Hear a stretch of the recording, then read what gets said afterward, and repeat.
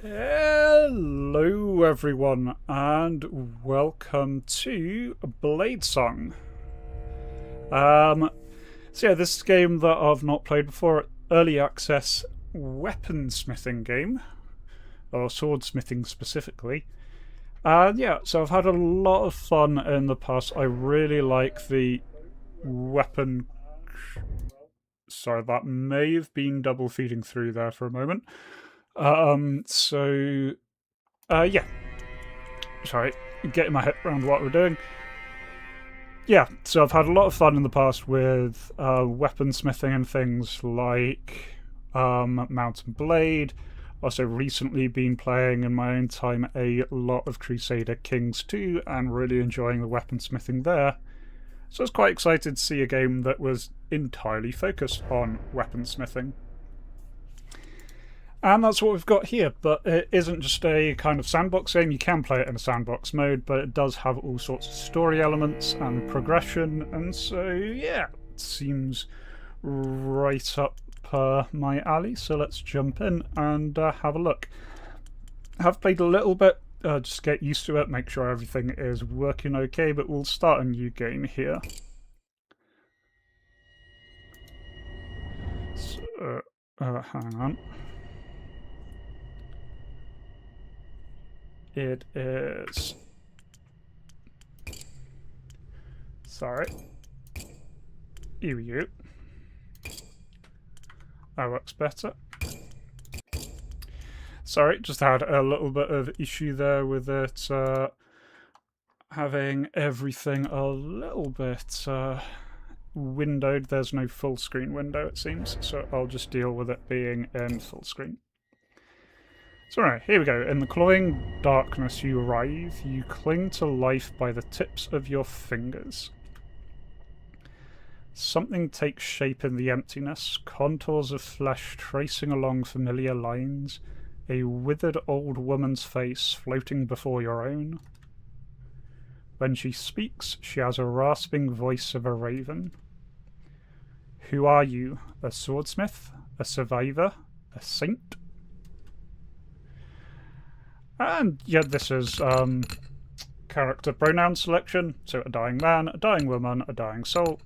So dying man, dying. Wrong. It is not yet your time. The Sundering claimed untold lives, yet you endured where so many others around you perished. What did you do to survive? So we have a little bit of a background choice, so we can be a mercenary, gain extra toughness, leader, gain diplomacy, wanderer, gain knowledge, or a slave, gain finesse. I really don't know what most of these do, so, well, mercenary. We're running the Eclipse SARS mercenary campaign. This fits in nicely. So I joined a band of sellswords, forging the blades used in our butchery. When the last of them died in battle, it was time for me to start over. A cold hand touches your brow, water cools your burning throat. You kept something through all the hardships, a keepsake from a better time. What is it?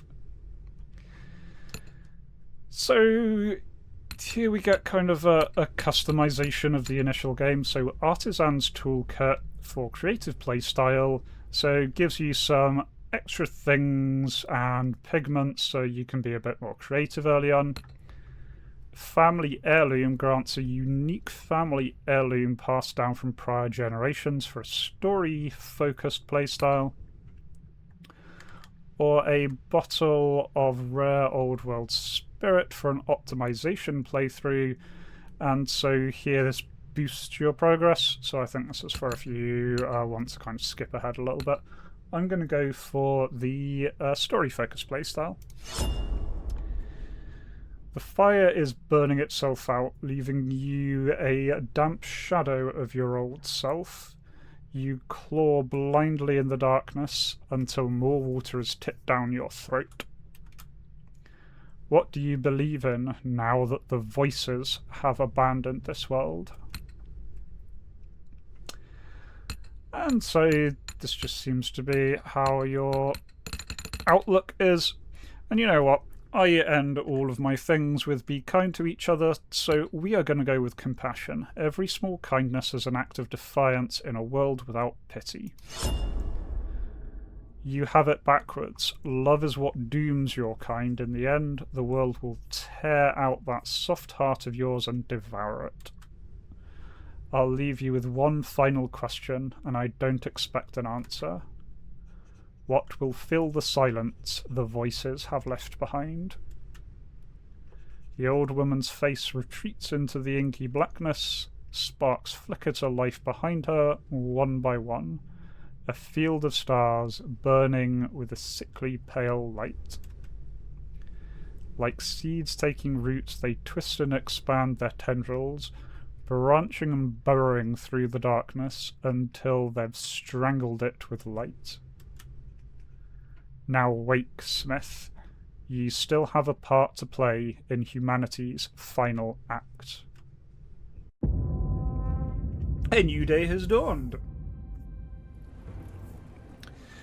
Your eyes flutter and you regain consciousness. You're faintly surprised to find yourself alive. Either death did not come for you, or when it did, it found you unyielding. You sit up, gasping, sweat-drenched. The fever has broken. So, get my bearings. You're in a tent. There's no sign of your caretaker apart from a half-empty water pail and a damp cloth on your brow. You peek out the tent flaps, squinting against the sunlight. Outside, as far as the eye can see, stretches a chaotic sprawl of tents, shelters, churned mud and shallow graves. Most of your rations are gone. Your horse was already dying when the fever took you. Its body is nowhere to be found. By now it is likely soup, or you're on your own. And remember, a lifetime of being thrown from one battle to another, watching your comrades cut down in their prime, whittled from a full company to a handful of shadows. You've had enough. It was a long journey to Erin Keep. Through the dust and despair, your last memories are of sliding from your dying horse, your numb legs tracking furrows in the mud as someone dragged you to shelter. But who? Outside the tent is a crude forge, complete with anvil. Did you crawl here in a daze, or did your mysterious caretaker bring you here? Either way, the anvil gives you a feeling of home. Sets its conditions. It seems to have been abandoned for quite some time, lacking anyone with the skill to work it, but it won't require much effort to get it running again, should you need to make a living out here. Hopefully it won't come to that. First you should head to the gates to secure entry to Erin Keep. That's why you came here after all. Okay, that's a little prologue, and now we get a little tutorial to show us how things go. So basically, people trundle along each day to give us commissions, and we can do some of those each day to earn ourselves some money. So now, first tutorial mission, Owen here. Your first customer is a gaunt man with a tattered cloak. He approaches you, noticing the anvil outside your tent. You a blacksmith? Can you make me a sword? I've got coin for it. You just need to make sure it's good and long. I don't like my enemies to be in hugging distance, if you get my meaning. And so, each commission that we accept, we use up some of our action points, which we have a limited amount per day. And if we're making something new, we need to assign a billet, which uses up some of our resources. So here I've got 22 steel. That's going to be used in this sword. And you see you get rewards down here at the bottom. And once I've accepted, I can hop into the forge. And here we have our lovely forge. So we can move our camera around. Hold. Oh, that's the wrong one. Alt and right mouse button moves the camera around the sword. And there's zooming in and out. So there we go. Got little tutorial flag if I forget anything. Now here we've got our requirements that this sword needs to have. In this case we only have blade length and two-handed. He doesn't really care about anything else. But here, see, he needs it between 38% and 58% blade length. Currently it's at 10%. And so we need to start editing this, because this isn't exactly a sword right now, this is just a weird chunk of metal. The way we do this is we go to these actions where we can change various parts of our sword. So let's change the length. And you basically hit it with a hammer. Boop. You can see it's moved up a little bit. I can also chain a few together. Can also use heavy hits if we want to make this grow stronger, grow faster. So if we wait until the hammer's at the top of its peak before hitting, it makes more of a difference each time. We can absolutely go back and forth, so there's no real worry about this. You see in the top left what we're doing while we're doing this is we're increasing the length. There we go. Giving it the length it needs. A few more hits, why not? That's as much as it'll let me. And so now I need to change the thickness.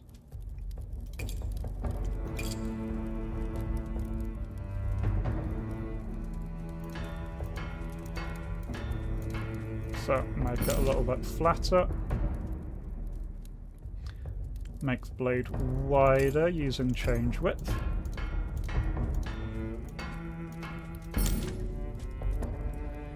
Now, we need to put a point on this, because right now we've just made a rather large rectangle, which isn't ideal. So make it pointy at the end. Now it's vaguely a sword. Now we need to change the cross-section, because right now this thing is, well, it's not very pointy on the side, it's just got a flat edge. So in the top corner we've got the cross-section display, where we can see what this looks like. So right now this just has a rectangular cross-section. If we hit it, it gets pointier. Now it's officially sharp, now that we've got two ends together, but it can be made sharper if we keep hitting it. There we go, now it's got that diamond shape.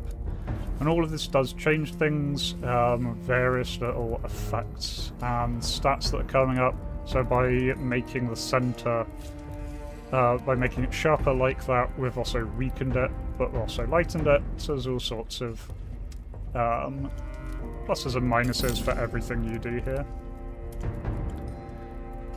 Alright, so next we're on to putting together the hilt. We've got the blade done. Hilt. Can put either a square cross, a cell cross, doesn't really matter for this sword, so just whack that on. Oh, there we go, for a clips. And now we can put some more bits on. So add a grip. And yeah, you can put it in weird orders. So let's add the grip there. He needs a two-handed sword, which means it needs two grip sections. They don't have to be the same, so there we go. And yeah, so now we just need to put the pommel on. We can use Q and E to cycle through the available ones.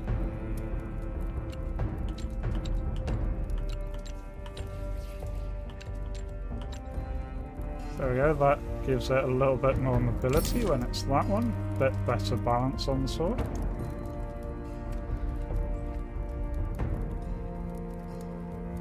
And so yeah, we can take these off, get the resources back, so that's all fine. And we can jump back and forth between the blade and the hilt, and we can edit anything we've done previously. So here, for example, we change the width if we weren't happy with the width of our sword. Let's say we thought this was too wide.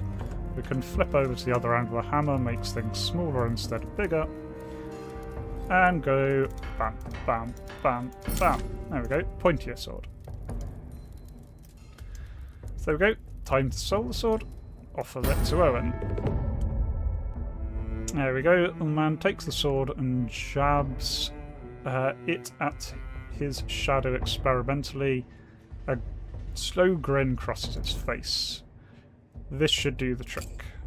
Thank you, Smith. Here is your payment.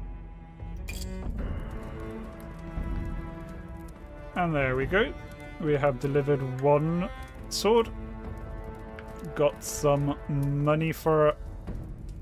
It is not a very fancy sword right now, but this is just the tutorial sword. Now, second tutorial mission, we've got a repair mission here instead. So repair is already, word is already spreading around the camp about the new smith. Your next customer is a wary looking man with a bold pate. His hollow eyes darting back and forth. I hear you came down with the wasting fever. Lucky to be alive you are. Anyway, can you modify the sword for me? I scavenged it from the ruins, but it hasn't got enough of a point to it. I want something I can stab into a thief's belly if I need to. He hands you a sword with a sharp edge but a rounded tip. As you hold it up to the light, he leans forward conspiratorially. I've only had this blade 3 days, and I've felt people's jealous eyes on it. If they come for it in the night, I want to be able to give them a short, sharp stab. So yeah, in this case, because we're just modifying an existing sword, we don't have to pay any resources, but this is going to take some time, so it uses up some action points. Let's go. So here we go, here is his lovely, lovely sword, but he's not happy with the point. So he wants a narrow point here. And so if we go to point,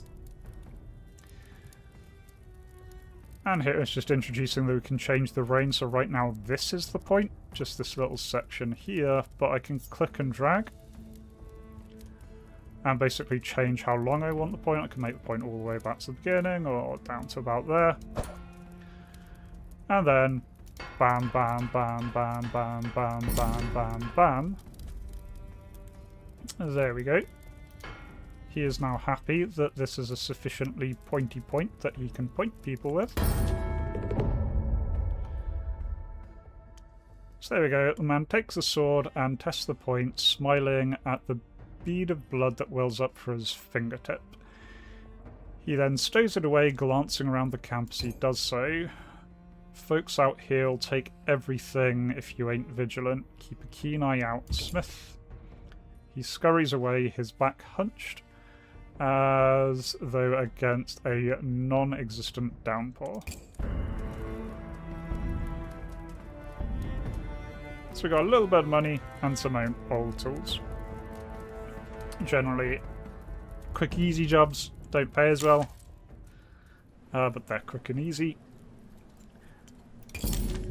And now the final little thing here is we've just got a scrap item. This isn't useful in its own right, but we can spend action points in order to salvage it. So there we go, we got some extra steel out of salvaging the spare tools he gave us. Which is good because we're nearly out of steel. Otherwise, there we go, we're out of action points for the day, so there's nothing else we can do. End the day. Ta-da! And now that we've got a little bit of money, we can go explore Erin Keep, since we were supposed to be trying to get into this place. So here we are at the outer gate. Passage to Erin Keep is barred by a colossal gate taller than a ship's mast. It was built to withstand enemy armies, but since the Masked King's ascension, it mainly keeps out the desperate masses seeking his protection. So I can examine the magical barrier. It's only visible in the half light of dawn or when it pours with rain, a faint shimmer that rises from the walls and captures Erin Keep in a vast dome. So I just rolled against my knowledge, which is nothing, but still managed its success. So for a city to have survived this long past the Sundering, it must have extraordinary defences. You've heard that some surviving outposts have guardian dragons or shrouds of impenetrable fog, but none has as perfect a protection as Erin Keep. It is as though the songs never ended. Attackers, humans or otherwise, are simply unable to breach the dome. Poisonous miasmas dissipate harmlessly against it. Plagues are kept at bay. Within this sanctuary, crops grow without withering, water runs clean, and people can sleep without fear. If such miracles can exist in a world without voices, surely there is hope for the future. I am now inspired. Yay! Not quite sure what that does, but I'm inspired. So we can approach the gate. As you approach, the portcullis rises to admit a caravan, and chaos breaks out, the crowd swelling like a rising tide. Refugees push forward, begging for entry, and the guards batter them back with their shields. The merchant wagon barrels through, their drivers using horsewhips to lash stragglers out of their way. So I could try and sneak through with the wagons, but considering I have no finesse, I don't think that's going to go very well. So I'm just going to go chat to one of the guards. Huh, what do you want? He gazes down at you like a fisherman disappointed with his catch. I want to enter the keep. You a citizen, or you got yourself a worker's permit? No. Then get out of here, applicant. Stop wasting my time. Applicant. The euphemism the guards use to refer to the desperate hordes camping at their gate has a nicer ring to it, you suppose, than refugee. And yeah, I have useful skills. I'm a blacksmith.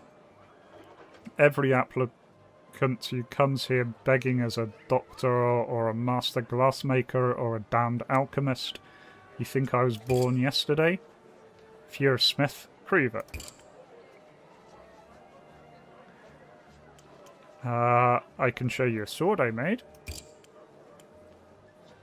And how am I supposed to know you're telling the truth? I've got a sword too, doesn't make me a smith. Buzz off, little fly. Okay.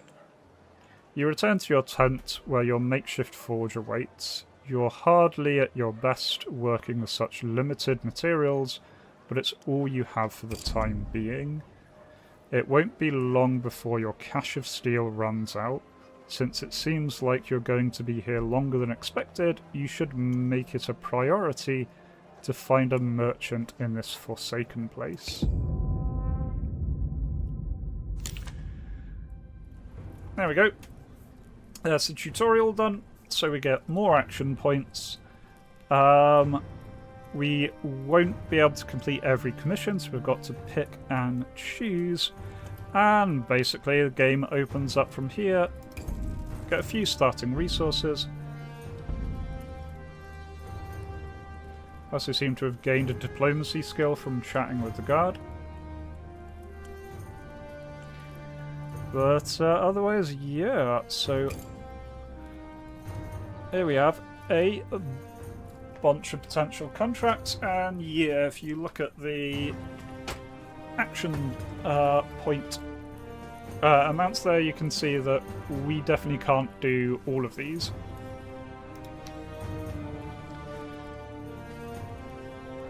And these are somewhat randomized because these are different from the ones that I was offered.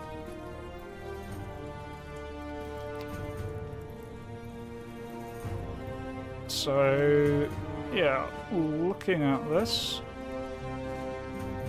so yeah, let's see, get a broken cartwheel, which I'm guessing will give me wood, a ruined helmet, which gives me steel, a little bit of money.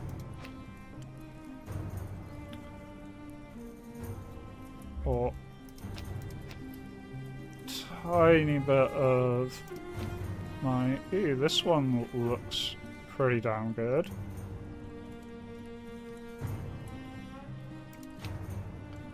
And Byron.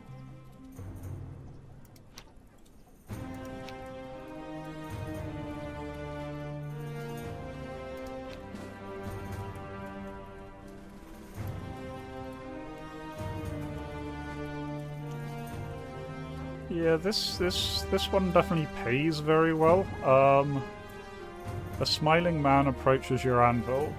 He stands out as a conspicuously healthy, lacking the stick-thing frame and hollow cheeks of most people around the camp. Ho there, Smith. I'm in need of a good weapon.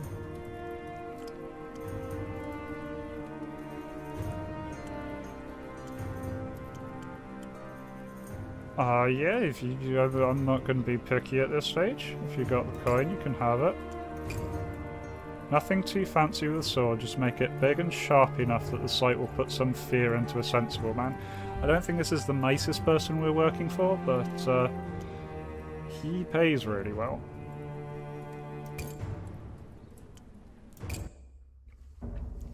So let's get some early funds going on. Right, so he just wants kind of medium length, he wants it quite sharp. Right. Wants certain parts, that's fine. Wants it two-handed and a broad point. Okay, so he doesn't want a stabby sword, he wants a hacky sword. Well, let's start off by...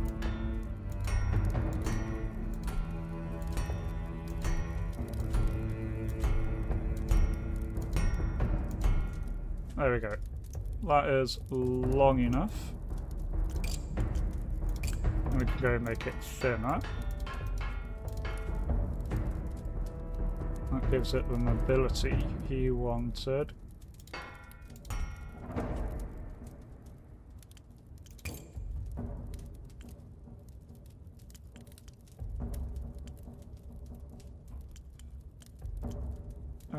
And then if we go cross-section, we can make it.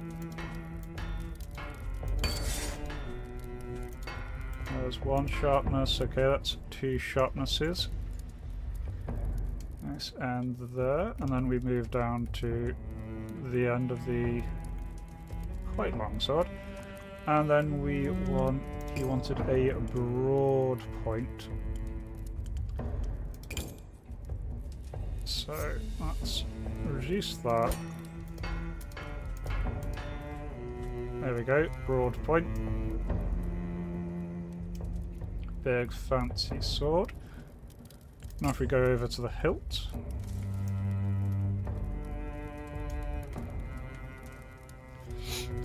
Okay, so we just wanted one of these components, one of these. Alright, that's fine and easy.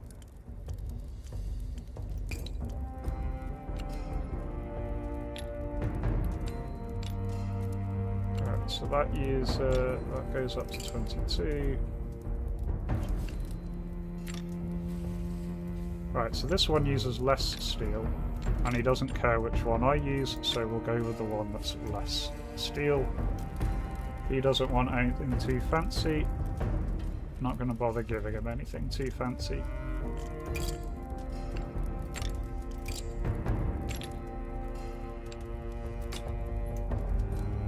go, two-handed. And one of these. Ooh.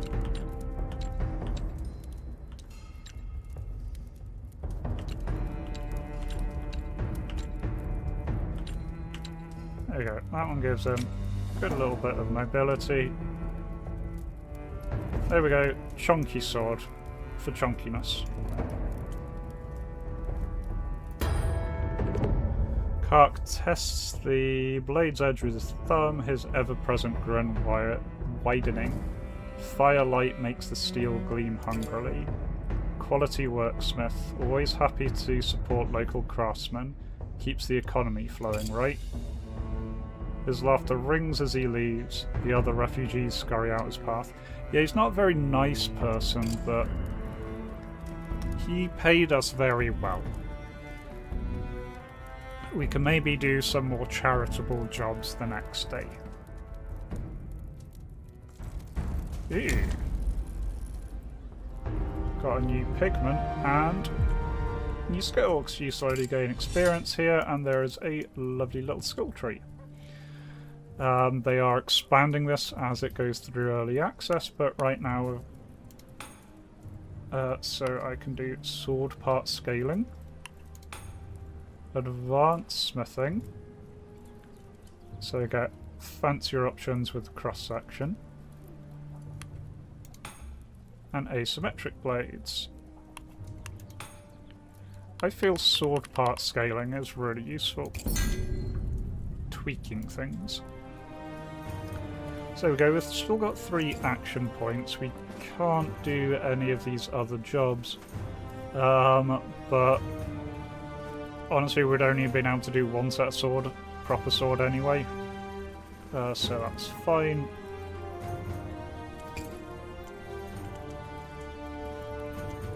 So, scarred woman dumps a damaged weapon on your anvil with a loud clang. Look at this useless piece of dross. I'm fed up pretending this thing can kill a man. Think you can get it back in working order? Good morning, Falcata, and welcome to Bladesong, where we are repairing swords and doing swordsmithy.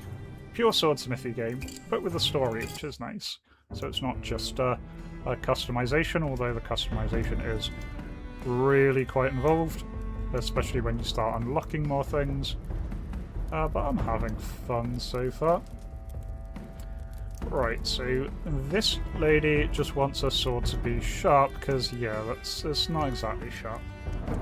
So if we go for cross-section, and we can make it more pointy. She wants it more pointy than that. She's not happy with the pointiness. And she wants a regular point. Well, let's deal with the point first. Okay, that counts as a regular point, but we need to make it sharper, so maybe if we increase the width.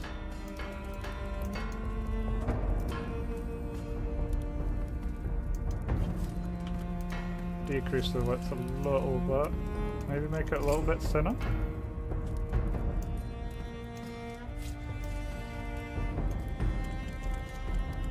And then with the cross section, nope, let's make it a little bit thinner then. Oh, that's the wrong way. What am I doing here? Oh, right, that's going down, yeah. There we go, okay, now that is sufficiently thin, that counts as a regular point. So she is happy.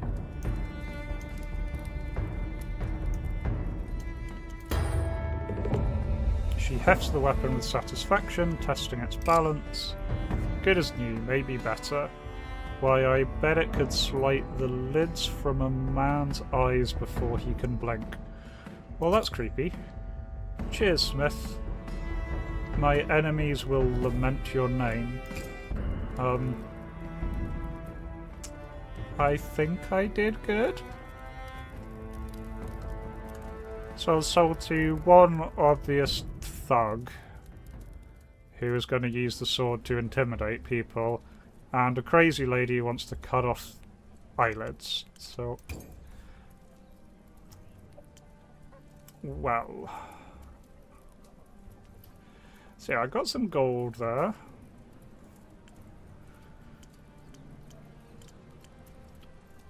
And I've still got 2 action points. Oh, someone else has cropped up. Thomas. A desperate-looking man shuffles towards you, unwrapping a battered blade from a dirty cloth. I haven't taken proper care of this, been too focused on surviving. Can you fix it? Well, I've got no other use for my action points other than recycling stuff, so yeah, I will fix this guy's sword.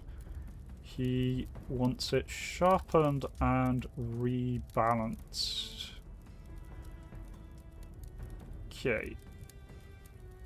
So right now it is too far on the nose, so well, if we start by making this thinner. Yeah, that's definitely going to improve the balance, and then we can go for the cross section. Okay, that's now over. Done that. Can we make it a little bit wider then? There we go, a little bit wider. Everything is now met. You have some seriously dubious customers. I am making weapons, yeah.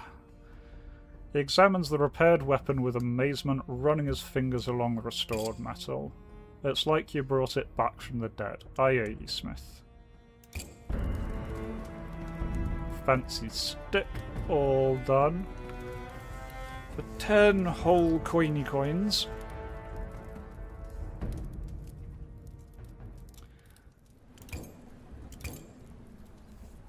So I could do another one.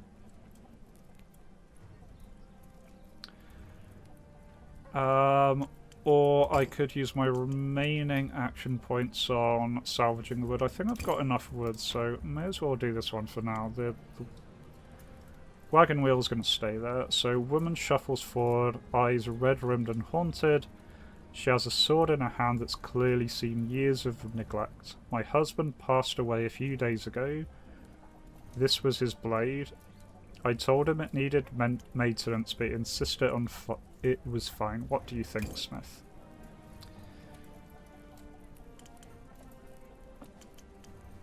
Yeah, the blade needs work. I thought so. Could you fix it up for me? Now I'm alone. I'd like to have a weapon I can rely on. Okay, this one seems like a more morally less grey area. I'm giving a widow a self-defense weapon. Alright, so she just wants it to be pointy and sharp. That's nice and easy. Alright, so it's got 2 different cross sections.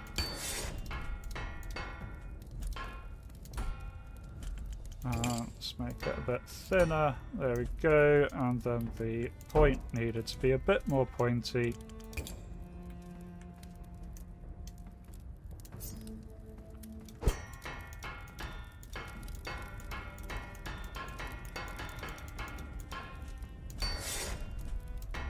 That's still not an arrow point? Come on, more narrow. There we go. Pointy point. Stabby stabby. Right. She traces the restored blade with trembling fingers, tears in her eyes. This is so much better, even to my untrained eye. It was barely worth carrying before, was it? Thank you, Smith. Stabby stabby sword, or pokey pokey sword. So there we go. So today I served a thug running a protection racket, a psychopathic woman, but then I helped a widow defend herself, so it's all good. And I made some nice monies out of action points, so let's end the day.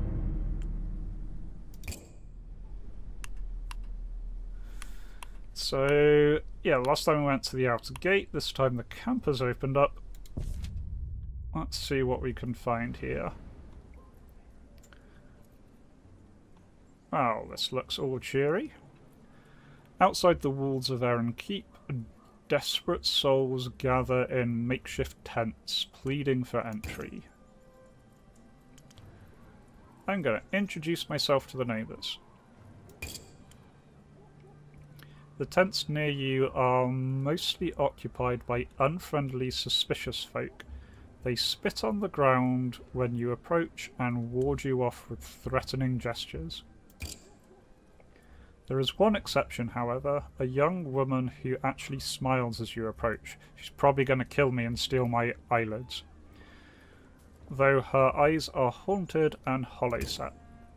Young woman, glad to see you're feeling better. You were on death's door for a while there. You looked after me? Not exactly. I dragged you to safely after you fell from your horse. Well, thank you, dear lady. No problem. The old woman did most of the work nursing you back to health. I checked in now and then, but she told me you were still recovering. Where is she anyway? I haven't seen her in days.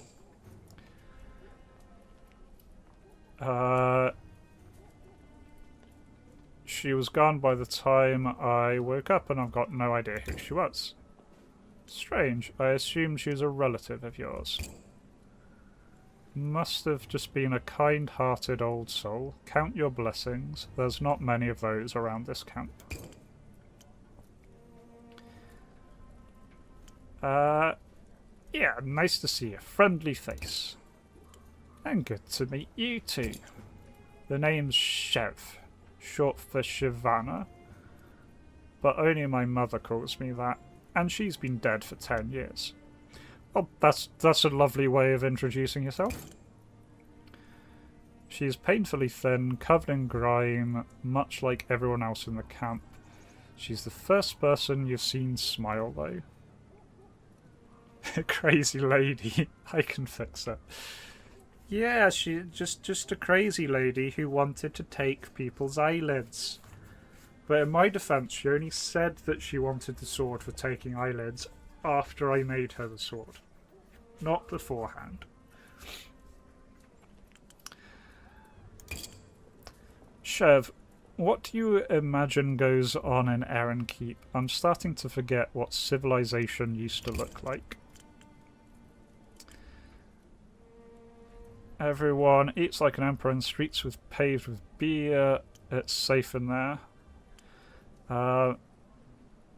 It's somewhere you can set up shop, build real houses, not just skate by. Yeah.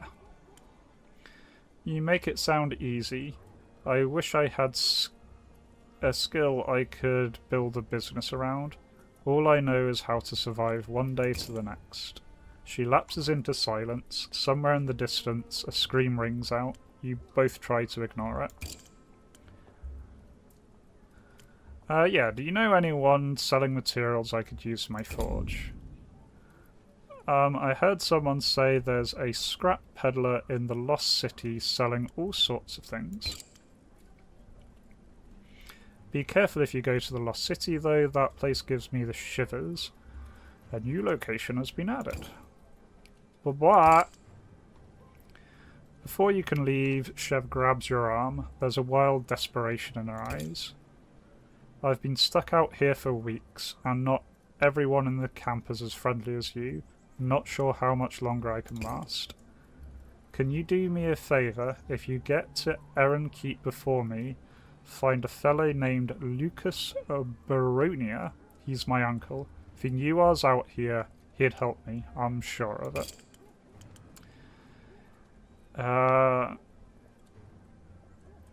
Of course. I'll let him know you're here. Thank you, Dave. She rubs her eyes. Look at me. I've got my hopes up. Lucas Barenia. Remember that name. Chev lifts her hand in farewell and you walk away from her tent. Her smile is as fragile as porcelain. Well, I suppose I can scavenge for food. The tragedy of the applicant's cap is indescribable. So is the smell.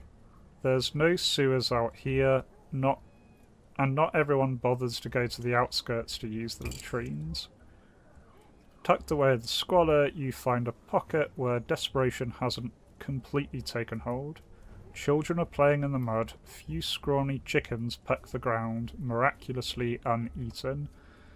You pick your way through, wary eyes track your movement from tent flaps. Some calling out to alert their neighbours to the presence of a newcomer.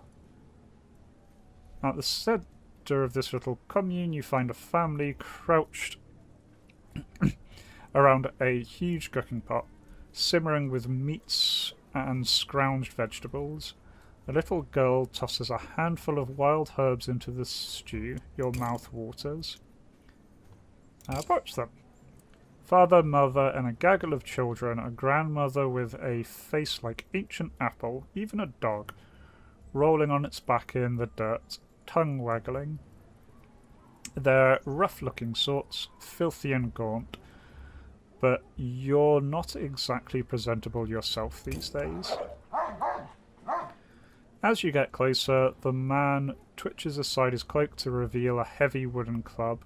His wife hand darts to a dagger at her belt. The dog snarls, hackles raised. They all look at you carefully, awaiting your next move. So I could try and bully them into giving me their food. I will introduce... I feel petting the dog might get my hand bitten off. Ho there, stranger. Name's Bennett Monder. This here's my wife Trian and her ma Gida. I can take you through the names of the nippers too if you like, but I get 'em mixed up myself. The young woman smiles wanly, withdrawing a hand from the dagger's hilt. The old man just nods. The old woman just nods, her expression lost in a mass of wrinkles. The children cluster behind their father, peeping at you and giggling. And the mutt's name is Chilodo. He's a good boy. Keeps the vultures away. With the word vultures, Bennett's expression darkens. Chodo sneezes disdainfully. Well, now I'm going to pet the dog. The dog lifts his lip and snarls as you approach, but at the last moment, it lowers its head and allows you to scratch it behind its ear. Jodo seems to like him. That's good enough for me. Good boy, doggy. I pet the doggy.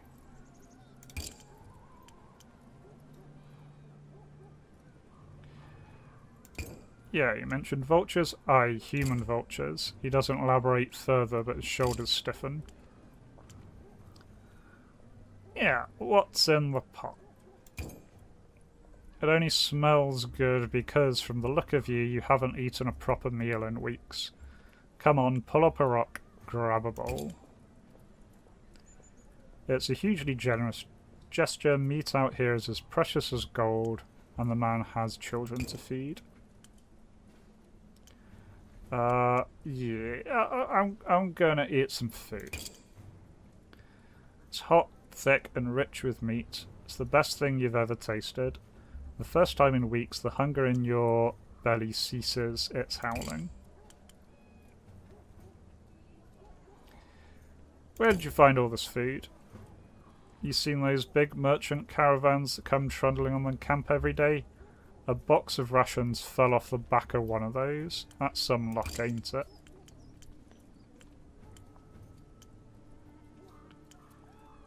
So it just fell off. Most fortunate, eh? Gives you a theatrical wink.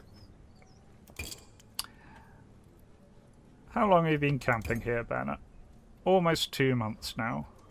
Every day I beg the guards to let us through, but they're not interested in the likes of us.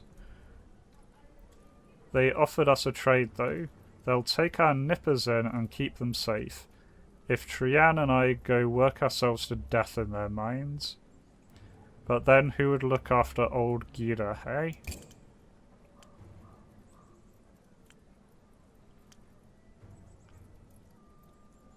What do you think of that, Gaida? The woman bobs her head, smiling vacantly as cracking fire. She has no other sign of having heard you. Yeah, I don't think the old lady would survive on her own. Aye, that's the truth of it, so we're stuck out here for the time being. Don't worry though, we'll find a way to get ourselves past that gate. Pleasure to meet you, Jimmy Bob. Away from the marauders, the atmosphere, the camp reasserts itself. Wanders. Unfriendly glares, distant sobbing. You draw your coat close around you and hurry back to your tent. Climb into your bedroll, enjoying the rare feeling of a full belly. I am now well fed. Yay!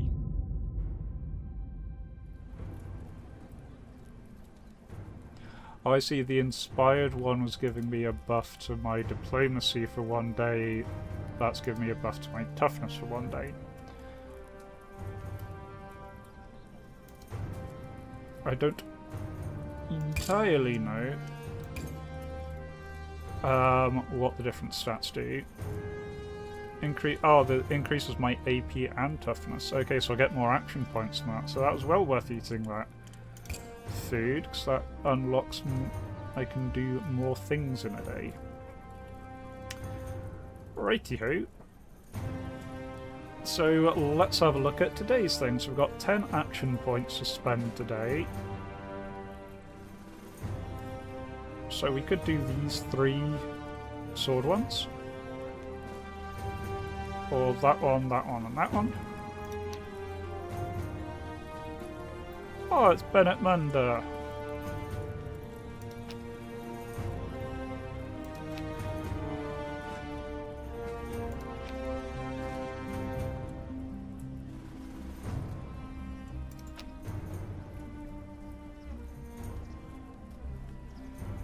Well, I'm definitely doing the job for the nice man who gave me food, so good tidings, Smith. Just thought I'd drop by and take a look at your forge. It's a nice little setup you've got here, ain't it?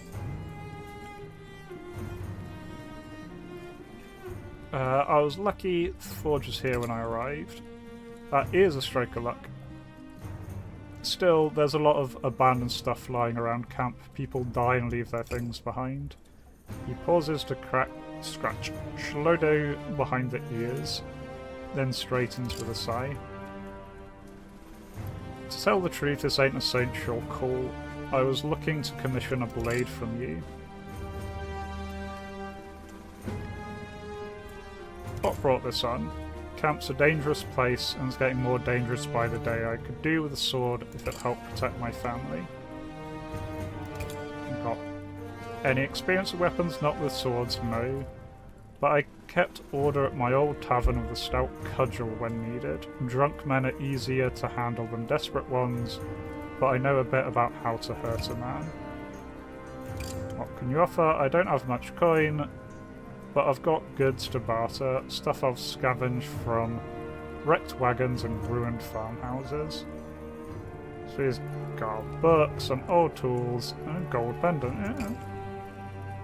Chode softly weighs and nudges against Bennett's leg. My children, Tierney, Old Garda, they're depending on me to keep them safe. Please, Smith, that's got to be worth something. Yeah, of course I'll do it. He gave me some tasty, tasty food. I'm going to help him in his lovely, lovely day. So, he wants a fair bit of wood. He wants two-handed regular point. Okay, we can do that. So, start by making it longer.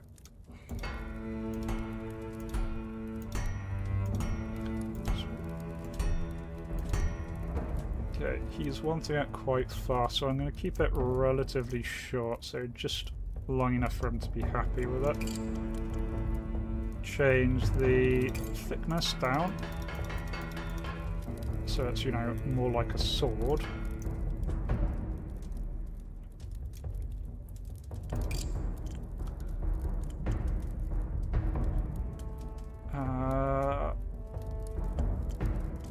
Yeah, let's go for the cross section. Make.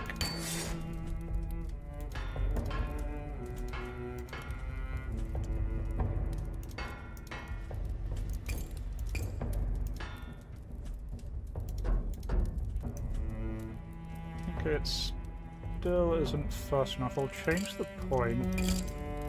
Get a narrow point. A regular point is what I wanted. Yeah. Not quite enough speed, can I? Ah, right, no, that's a sharp point now I want. Alright, so if I decrease the width a little bit then. There we go. That matches the speed requirements that he's got. Pointy pointy stick.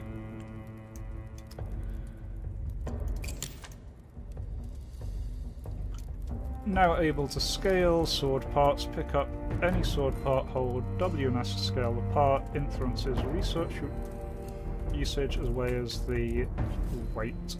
Handy tool for balancing your sword's physics. Cool. Either way, oh, he's probably going to want the guard, so.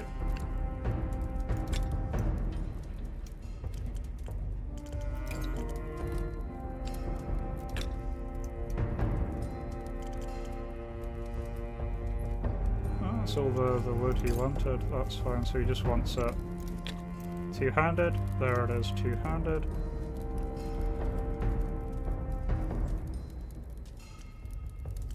Good.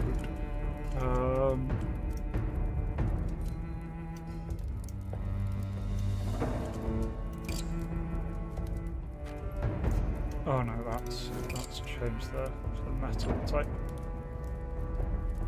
So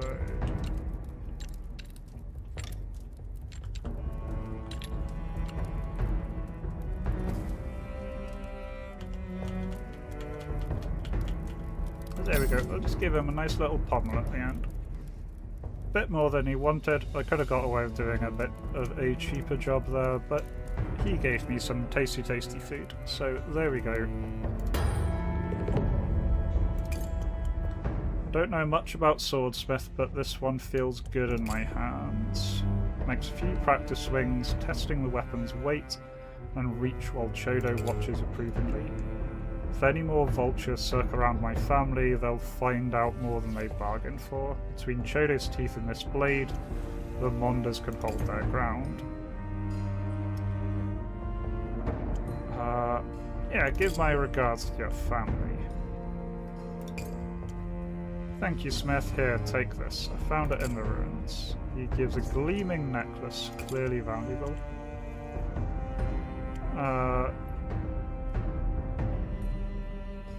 Yeah, that's too much. Please, out of everyone in this Forsaken camp, you're the only decent people I've met.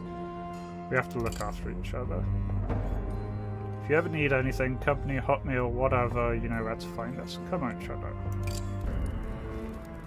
Well, there we go. We have given him a lovely sword, which he can use. See, we're doing good today. We're fixing things.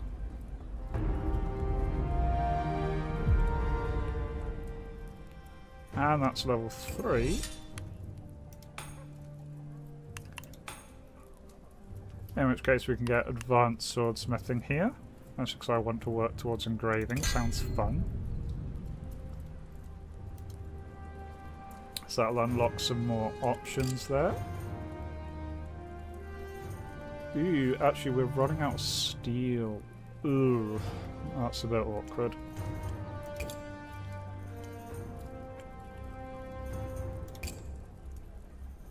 Yeah, so we've only got enough steel to do one of these contracts.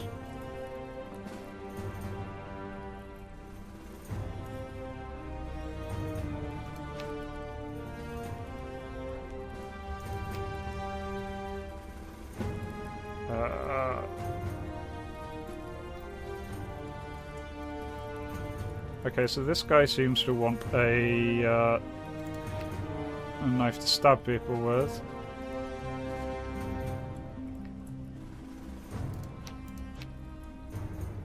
Yeah, the Ashleen one would be good, pays well, but we don't have enough steel. Now I can get more steel from my old tools. That will take an action point.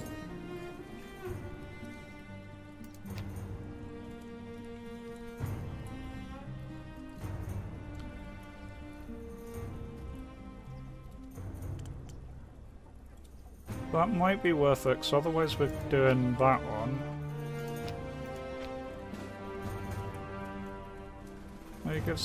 He gives silver and 10 steel, like that's quite useful.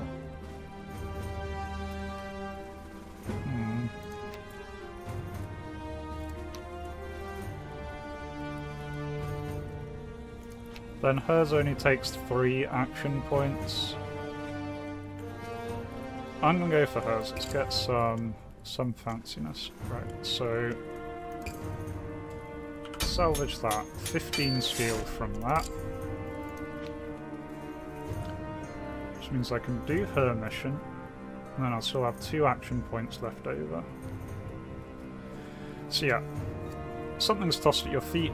Broken remains of a sword. The blade itself snapped in half. My old blade finally gave out on me. Wasn't much to look at, but I've carried that thing with me since the world fell us apart. I feel naked without it. Can you replace it? I can't be defenseless. I've seen what happens to defenseless people in this new age. Alright, she just wants a nice happy sword. We can do that. Bam, bam, bam, bam.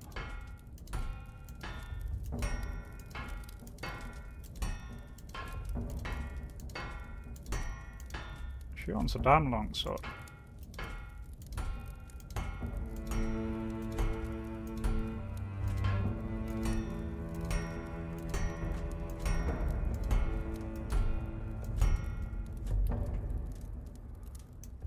Yeah, I'm going to leave that there. She wants this.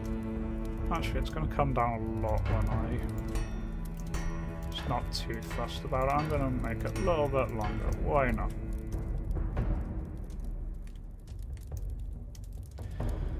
And then we'll make it thinner, so it vaguely looks like a sword.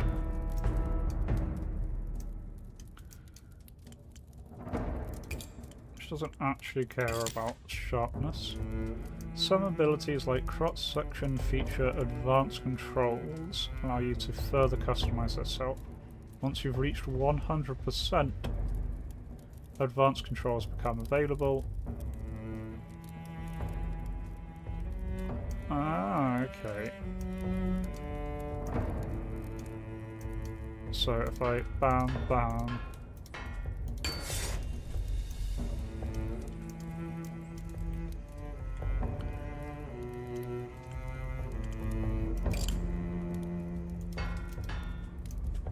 I can change its convexity. Oh, I see. It's pulling in the inside a little bit. Nice. Edge thickness, so I can.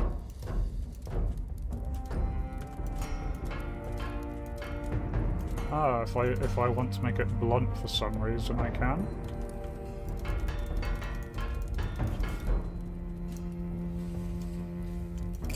And spine width.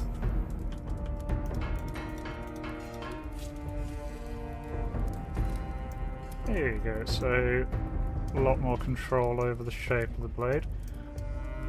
Alright, she wants it with a broad point. So let's lower that down. That's a broad point.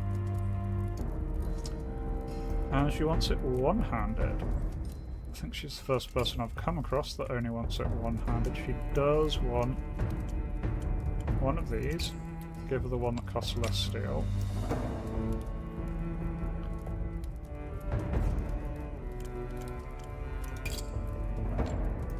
I go one-handed.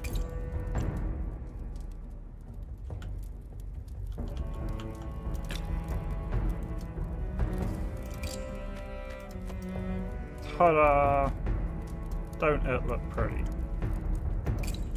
Oh, that's more expensive. No, I'll just do the plain poplar wood. Oh no, it costs the same resources, so that's fine. So there we go. One shiny sword. Thank you, Smith. I've missed having steel at my side. This might be even better than my old blade. Hope this one lasts as long as it did. That thing carried me through the sundering and all the troubles that followed. Pointy sword. There we go. Ooh, and she gave us fancy pigment.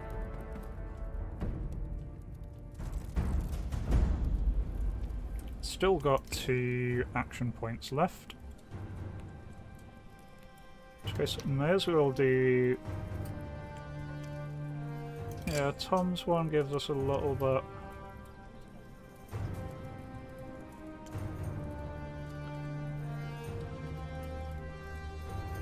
Right, I'm going to salvage that. That gave us 14 worth, that's quite a bit. Then I'm going to do this one. Old man limps your anvil, this sword has seen better days, can you help? Probably.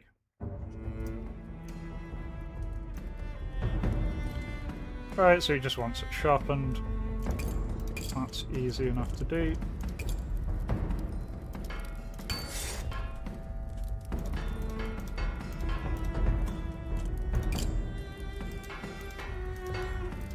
There we go, and with my new tools I can make it sharper without making it thinner because I can do the convexity thing. Nice. And then pointy point. Alright, pull that back. There we go. Nice, sharpened, stabby sword for Tom.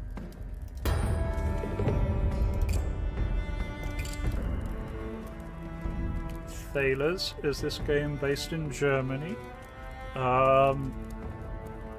Does Germany seem to have old gods called voices who disappeared and then everything went to hell? Then maybe.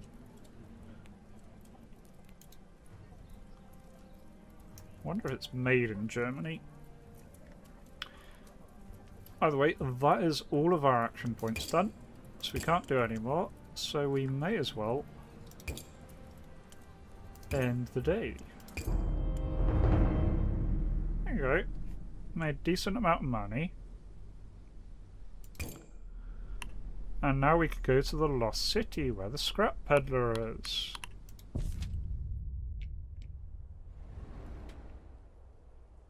Find out how horribly cursed this place is.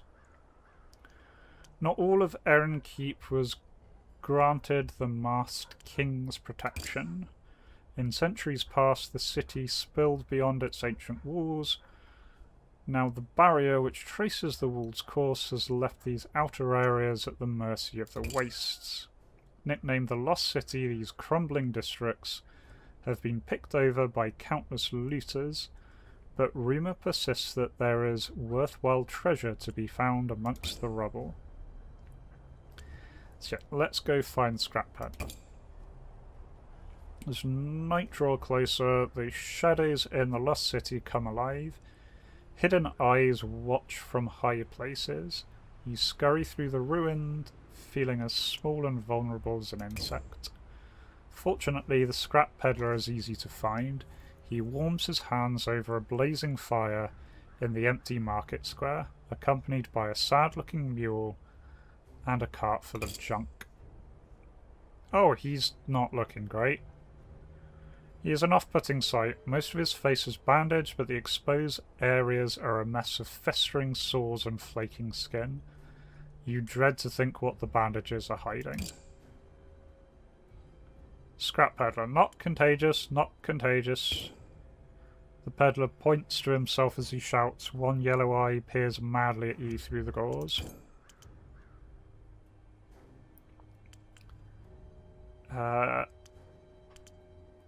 What kind of malady afflicts you? Not contagious, I swears it. He doesn't seem to fully understand your question. Taking a look at him, the disease looks like either leprosy or a horrible skin condition. Either way, best not to get too close. I have many things, I find them in the dark places, I sell to you.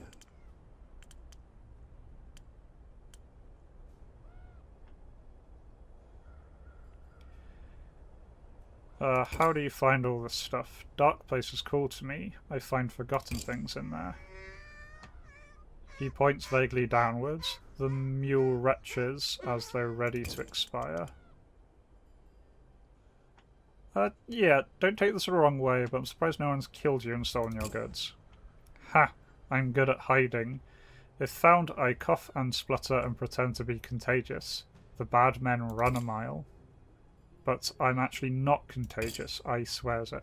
Oh, good.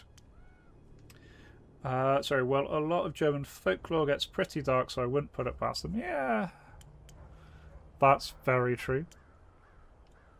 What do you sell here? Many things, much to be found for those who know. Alright, show me your wares. A new vendor is available from your forge. Sorry, but it's too dark. Time's taking my favourite things, not giving. Come back in the daylight so you see what you was buying. Yes, a new vendor is available from your forge, the scrap peddler. Excellent. Partners forever and always, yes.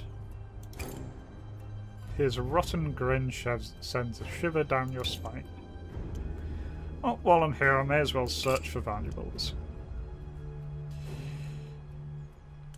The lost city has been endlessly picked over by scavengers. Your hopes of finding something are slim but irresistible. Shards and rubble crunch under feet as you trudge down the empty streets. Sure enough, one by one, the half-collapsed shells of houses prove to have nothing of value. I've got a bonus to my toughness. Let's feature venture deepness. Discover the ruins of a bathhouse, its proud columns ensnared by vines, its mosaic floors smashed and the tiles scattered. Search bathhouse. Marble floors feel smooth, yes, grime. You find your way to a private chamber where the bath is filled with a tangle of ancient human bones. There's not a scrap of clothing in sight. Perhaps some final orgy to usher in the end of the world. Something glints between a pair of ribs, a gold locket on a chain. As you wrench it free, the skeleton collapses into a heap of bones. I get a gold pendant. For just a moment you think you've lost your way, but then you spot a fountain you recognise. Its statue cracked and headless, its remaining water just a puddle beneath black slime. You breathe, sigh of relief, back in familiar territory. The sun sips low, clouds. The shadows of the lengthens ruin, time to leave. Something follows you through the shattered streets, its soft footfalls slightly out of time with your own. When you turn around, it's gone, but the hairs on your neck are bristling. You hurry to camp. Unlike the lost souls camped among these black ruins, you still cling to hope of entering Errand Keep. A few hours past midnight, you're woken by a soft silken hiss. A blaze slices through the fabric of your tent.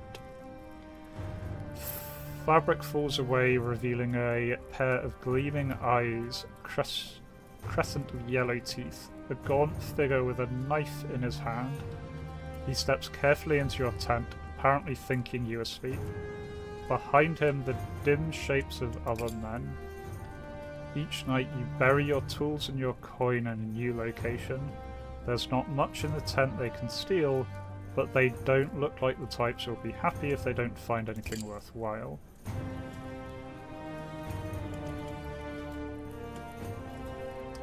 Don't take one more step. The man freezes, his grin widening. Oh, awake is ya? Might be easier this way. Hand over your coins, food, anything you got. His companions enter the tent behind him. 3 more men, all rail thin and desperate. The leader takes a menacing step closer. You pick the wrong tent. I make swords. You think I can't defend myself? The Lisa hesitates, but only for a moment. 4 against 1, Smith. Use your head.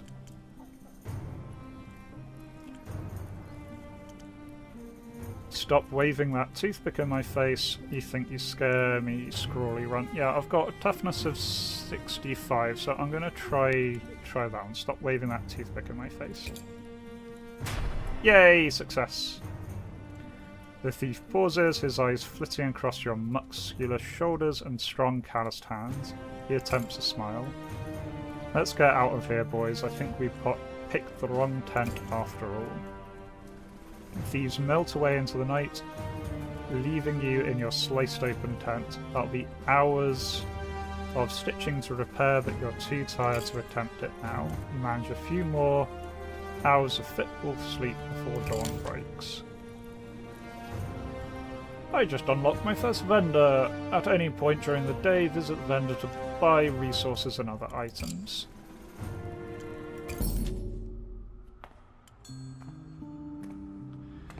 Make your way through the lost city in a harsh daylight, throwing ruins, stark relief, the sound of your footsteps echo heavily.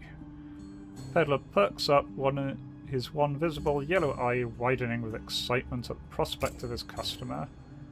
I saved the prettiest trinkets for you, yes?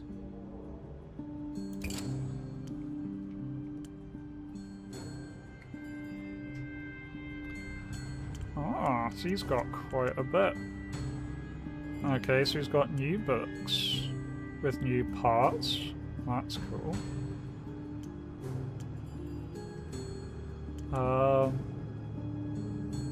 Yeah, I've got these.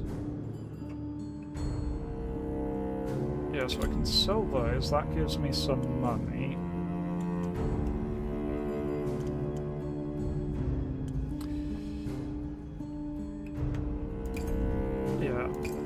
Let's buy some steel, because we really need some.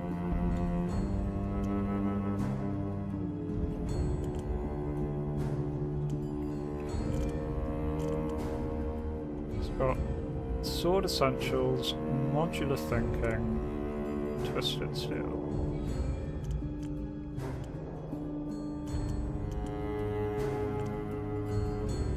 Yeah, I'm gonna buy a new book, sword essentials.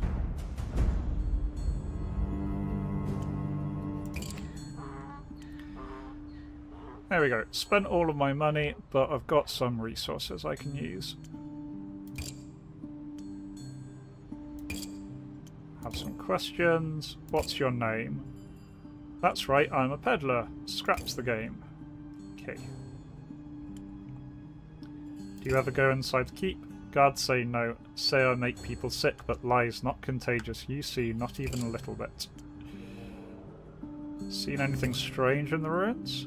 The wolves make songs sometimes, they do. A beautiful, sweet song for the sleeping. Men with candles sneak out of here and call up things from the dark places. But the dark places are not easy to call, and I could tell them that if they liked. The dark places do the calling. How long you been scavenging? I once had a shop, a real shop with walls and a floor, and then... Now I have a mule. Mule doesn't care about the face. Mule supports me through hard times. How long, you ask? 10 years? 17? How long does a mule live? Goodbye, Steve.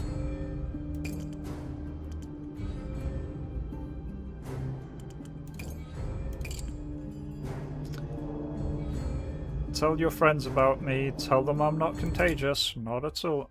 I thoroughly believe him that he is not contagious. Not at all. And I'm not just going to randomly die. Right, well, we have some steel. We have some wood. Don't have any leather. Perhaps should have picked up some leather. Let's see, we've got 8.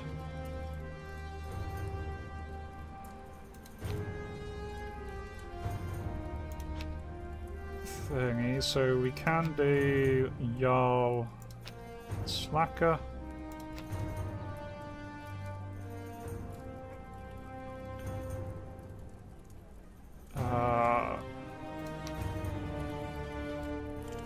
Okay, that one I can't do, so I can't do number 6, I need twisted steel.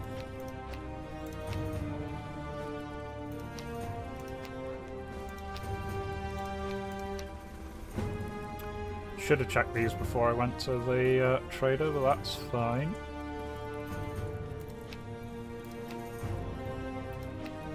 I feel doing Jarl and Stacker works out well.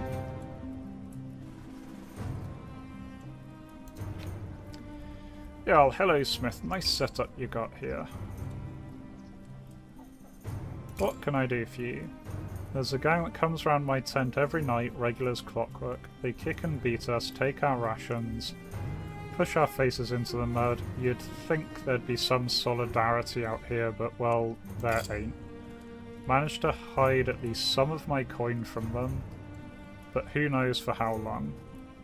Best spend coin on a good sword, I reckon, so I can protect what's mine. Yeah.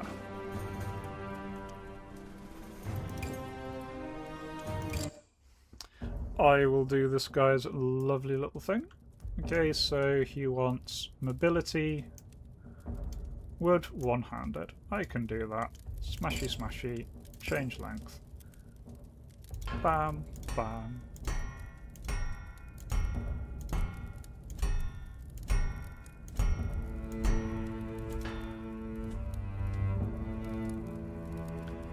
Alright, and then we make it a lot thinner than it is.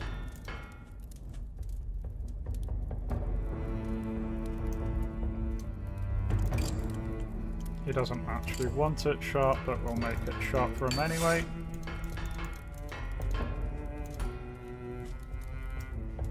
He wants a regular point to it. There we go, that's a regular point. And then he just wants some wooden bits.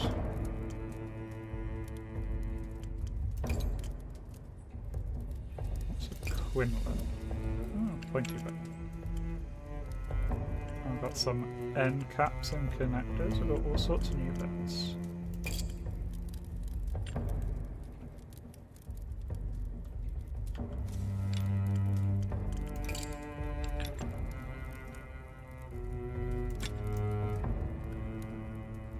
I suppose if he hasn't asked for a guard, I don't necessarily need to give him one, but...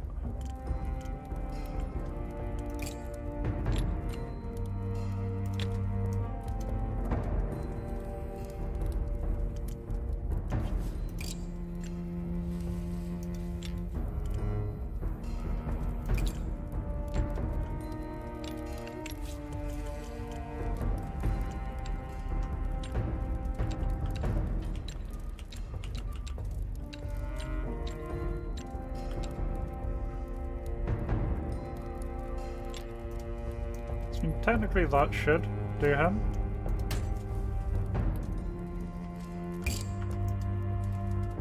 Does he not like it? Okay, hilt does not finish it. Does need a pommel. Okay.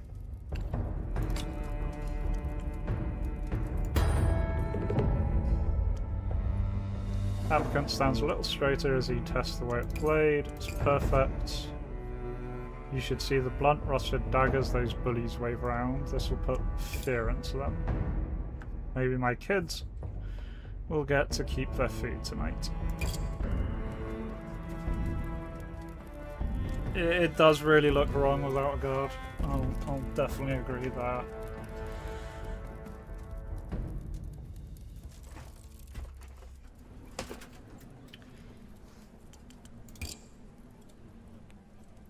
Right, Stacker here. You're bent over the anvil repairing one of your hammers when a sudden voice at your shoulder makes you jump. Hello, Smith.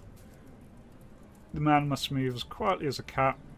He is small, wiry, with bulging head and eyes, almost lost within deep black circles. Looks like he hasn't slept in weeks. He startled me. Should keep a better lookout, Smith. Name's Stacker. I help keep watch over the camp at night, walk the perimeter, check on folk, warn off thieves. 3 nights ago, I caught some fellas trying to break into old Martha's tent. She's got nothing but a few scraps of food and some blankets, but they were going to take it anyway. I called out to them, told them to move along, they just laughed at me. What was I going to do? Fight all 3 of them with my wooden club? I need a sword.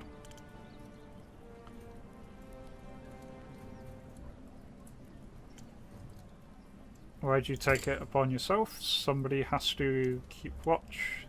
The watch and the keep don't care.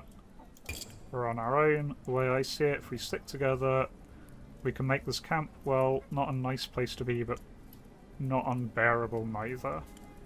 Trouble is, people always want to claw at each other over who's got the most scraps. Yeah, do they take anything? Aye, they did. Took her last bit of dried meat and the good blanket her daughter gave her before she died. Left the old woman shivering and hungry, all because I had nothing but a lump of wood. Next time, I want to give them pause. Yeah, 1 against 3, still not good. These are cowards, all bark no bite. The sight of a drawn sword had set them running. Although he sounds confident, he won't quite meet your eyes. A part of you wonders if this man simply no longer cares if he lives or dies. Oh, that's lovely. Let's see what. Nothing fancy, just something to make thieves think twice whether they really want to push their luck. Cool. 1.5 hand. Craft a hilt of medium length for both 1- and 2-handed swords. Use 1 longer or 2 shorter grip parts to achieve this. Okay. And he actually wants stiffness. How fiercely the sword can be thrust before it starts to bend. So it needs to be thicker. Experiment with distal tapering, hollow cross section, and fillers to keep the weight low. Oh. Let's go make this guy a lovely, lovely sword. A bonk, bonk, bonk.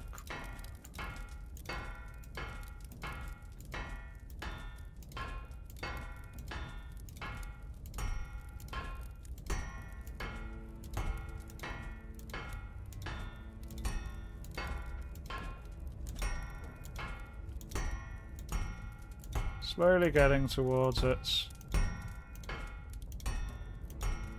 There we go. That's his desired blade length. Sorted.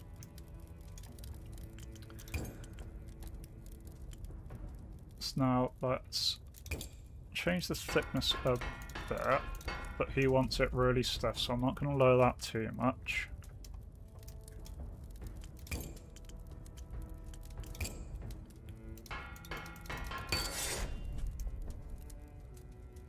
Alright, there we go. That's now technically a cutting edge. Yeah, he's still happy with that. He wants a narrow point. Okay, so he mostly just wants to stab folk with this. That's fine.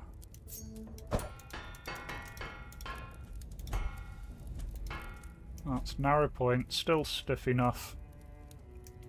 So he seems happy with that. That is fine.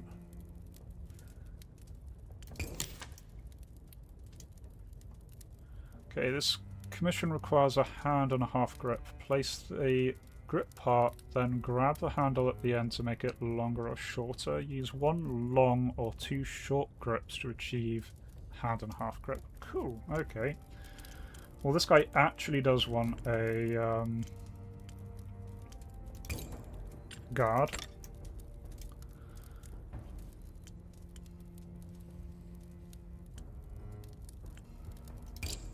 Okay. There we go. That's cool to know. And then he wants one of these doodads.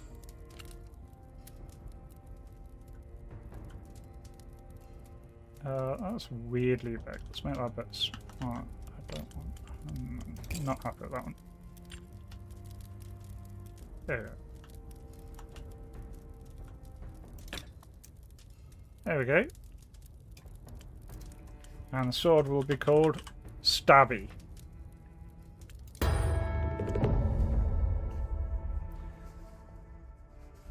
I could definitely have done some convexity, god that word's hard to pronounce, around the edges.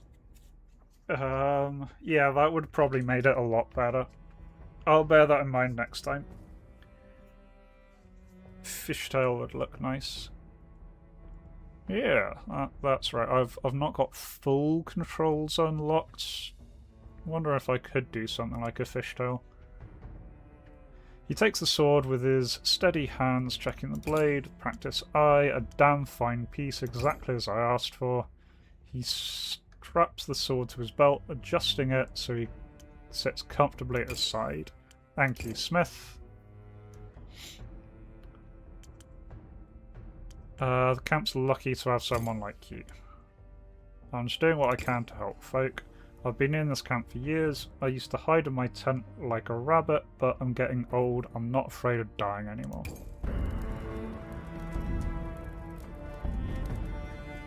Oh, the pommel. Right. Oh, right. He wanted one of the specific sets with the little blue star by them. Stabby McStabface. Okay, the next stabby sword I get is going to be called Stabby McStabface. Well, I now can do asymmetric blades. I can make wonky things.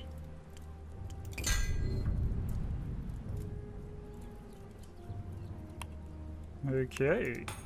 I've got all sorts of things. Curvature. Yeah, he was a fussy customer. I think it was mostly that he wanted a hilt, and that's his way of saying you want a hilt, is asking from it from a particular book. Big knives, slashy sticks. Right, anyway. Used up most of my steel, but yeah, that's all good.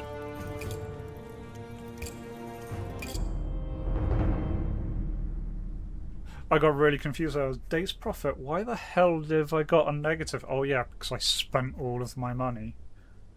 Turns out spending money doesn't do very good at earning you profit. And yeah, Flame, the blade singing is doing pretty well so far.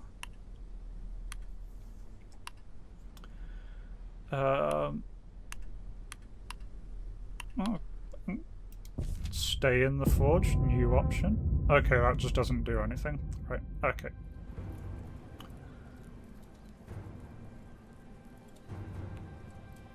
Oh, new day, new sorts.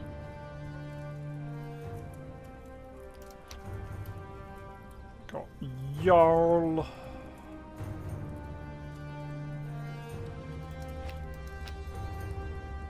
He gives leather, that's quite handy.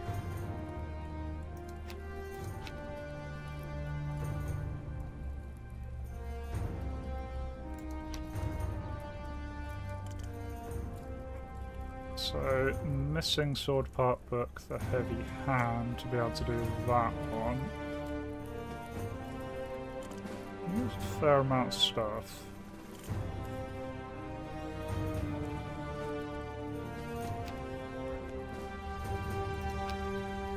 Ooh. Wait, he gives... Yeah, Conthorn gives a spell book. No, spell book? Spell book, yes, spells. He gives a book, so I definitely want to do Conthorn's. So I might go to the thingy and see if I can get Heavy Hand. And I can do those two.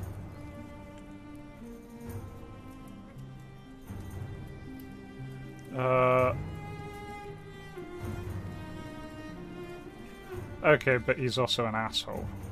So I might not do Johnson's. How many...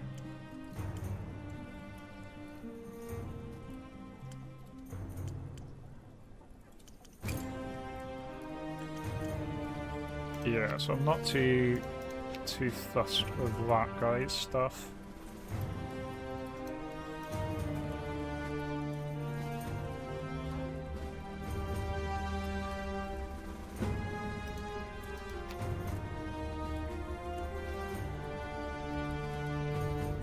Right. Okay, in that case, go over to the scrap vendor.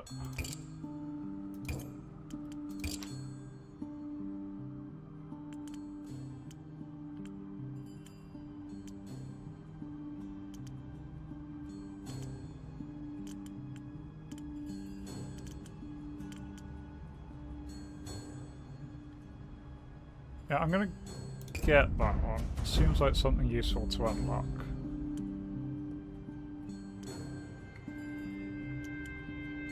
And then let's buy some steel for today.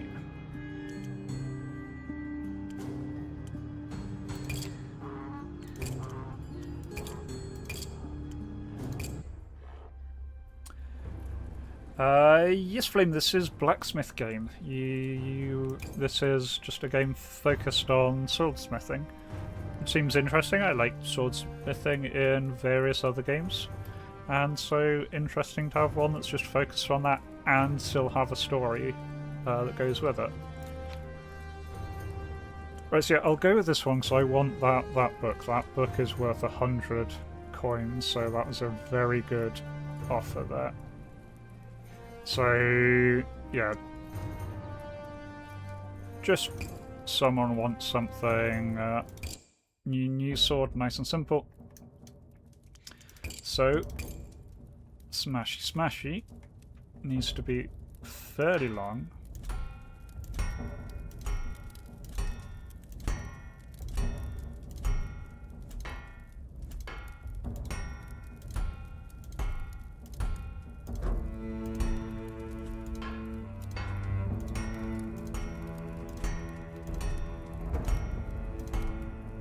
There we go. That's got it long enough. So as light has little mass near the point, a long handle further improves its rating. Okay, cool. Right, we are going to make it a hell of a lot thinner.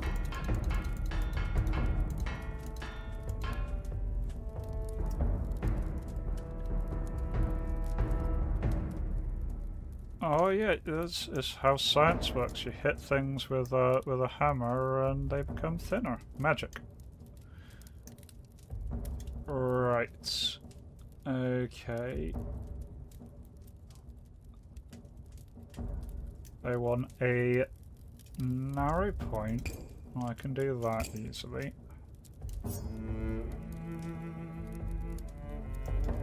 Give the whole thing a point.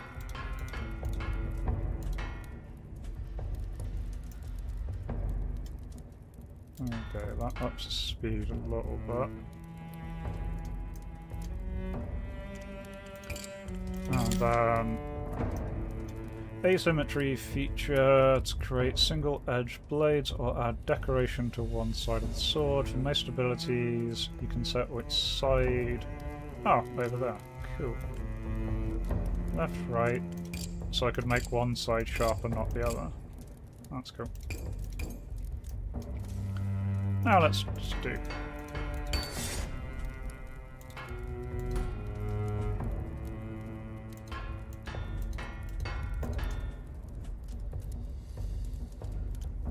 If we go convexity, bring that in a bit. Does that improve? Yeah, that is improving speed. Can't go any thinner than that.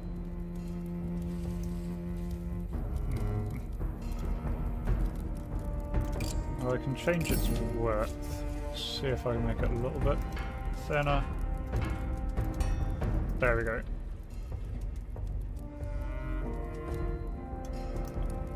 That is the speed requirement done.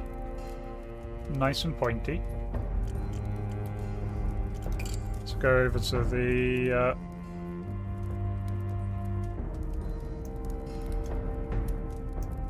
No, you hit a piece of metal with a hammer and magic happens. That's science.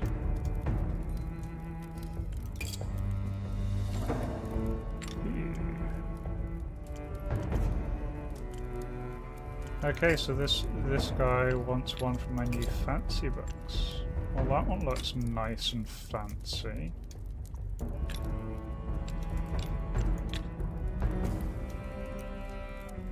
Ew, I'm just a wiggly.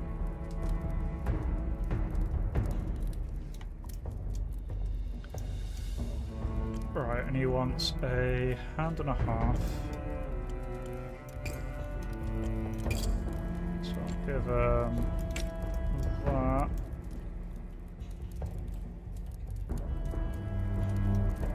So that's just, oh, I think I've gone over. No. Oh, no, there we go. That counts as hand and a half.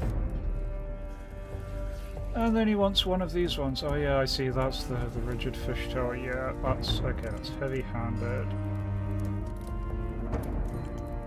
Ah, that fishtail. Yeah, if I make that smaller, a little bit smaller at least, that don't look too bad. Weirdly thin, but that's what he wanted. Stabby, stabby, stabby, stabbity.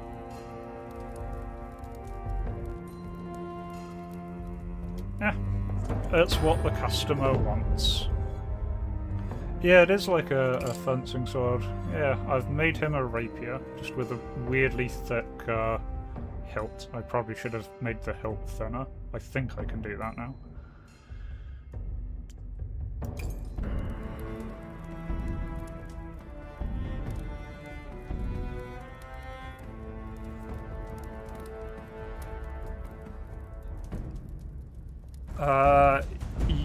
Yeah, I think that one, the point of balance was well into the grip, but he didn't care about that. He only cared about its speed. Most of these are fairly easy people. So I could get a bunch of money doing another morally dubious quest.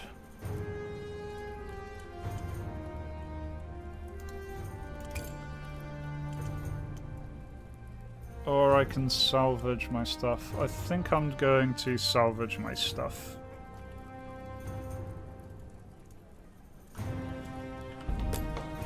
Okay, that's 6 wood. 6 wood. Ooh. 10 wood. Okay, well I've got wood for days now. My steel supply is pretty low though.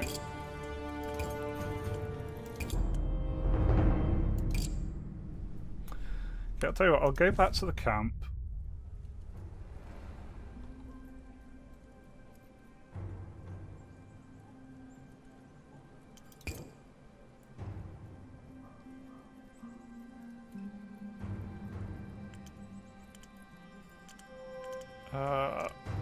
Let's look around the camp.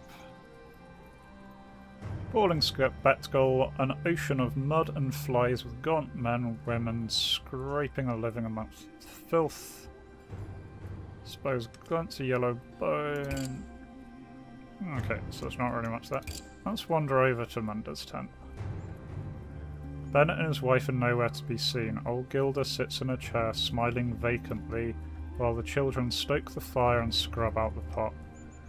Chlodo the dog trots up, wagging his tail as you approach. The oldest of the children, a boy with twig-thin limbs and a sour face, looks up from his working glares. What do you want?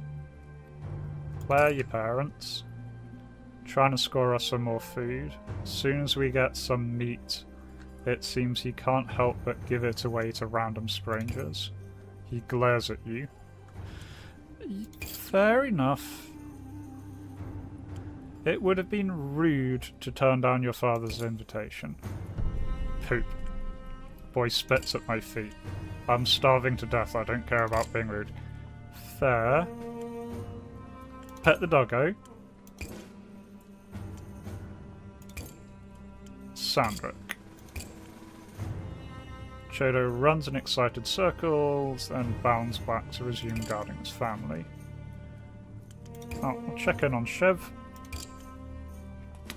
Nice to see you again. I'm enjoying my dinner. I'd offer you some, but I'm still watching for my sommelier to pair the perfect wine pairing.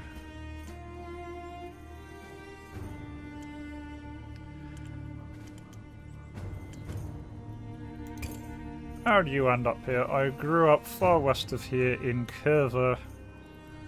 I lived in a beautiful port town. On certain mornings, the sea and the blue sky blended together into one shade of misty blue. It was like looking out into a hazy abyss with ships suspended in the middle. Then the sundering happened. Since then I've been hopping from settlement to settlement, disaster to disaster. A few years ago I heard that Erin Keep had survived. No, better than survived, it had thrived. The safest place in the world, surrounded by a magic shield that kept both plagues and monsters at bay. The name sounded familiar than I remembered. My dad used to tell me of how his fool of a brother had moved to Erin Keep to make his fortune. That's a stroke of luck. You're telling me. In any case, that's how I came to be here. My uncle's the last member of my family left alive. I'm sure he'd take me in if only I could get through that damned gate.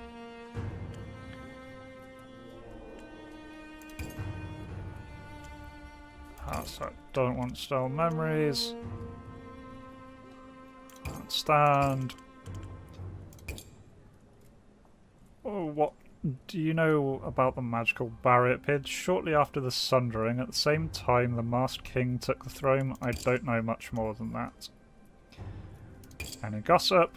Old usual things. Petty fights and thefts. People die and you turn up.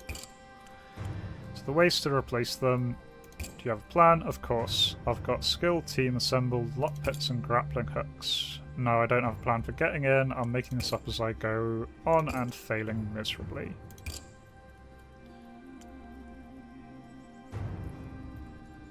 I don't fancy my odds at stealing a ration, because I'm not good at stealing stuff.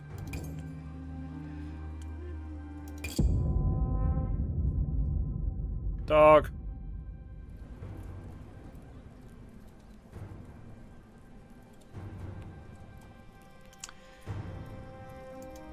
Sheev approaches you and your anvil. Have you met Stacker, the self-appointed sentry who roams around the camp at night to keep order? He turned up dead. Oh, great. Apparently he tried to challenge a whole gang of thieves who were menacing an old woman. He didn't stand a chance. They took his sword after they killed him too. Oh, great. So the old man that I helped died because I helped him. Well, well, well.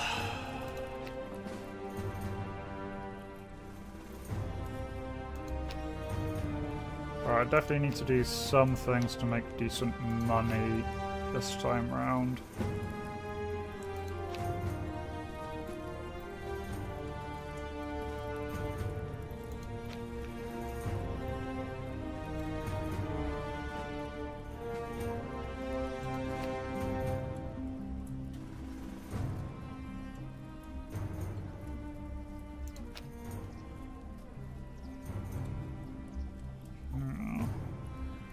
Right. So I could do a 5 and a 3.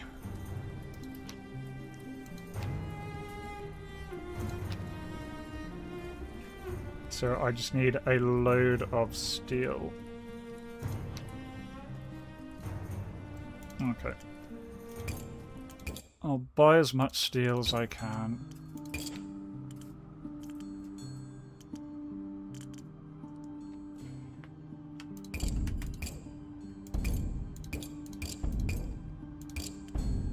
As much steel as I can afford.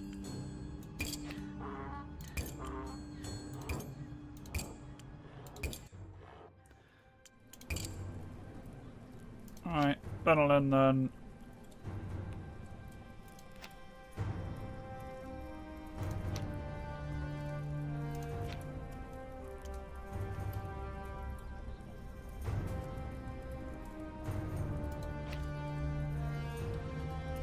Yeah. So I need a weapon now. Her mother's gone, my girl's only got me to protect her. Not seen by an easy target, need some steel to add weight to my warnings. Will help you, poor crazy person.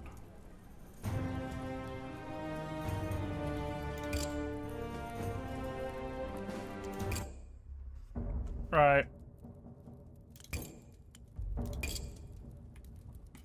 Do. So he just wants it sharp and stiff.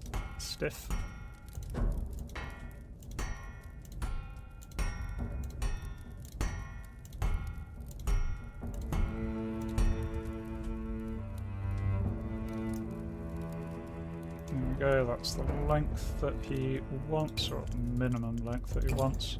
Let's make it a bit thinner, not too thin, so we still want some stiffness there.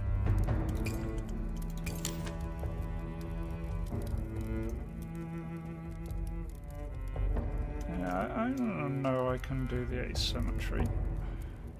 Is it gonna do that until I... Oh, actually, yeah, that's a point.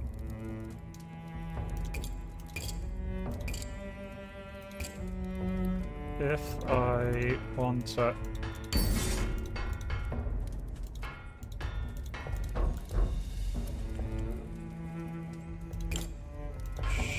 sharp, but yeah, there we go. Sharp but stiff, basically making a giant cutting blade.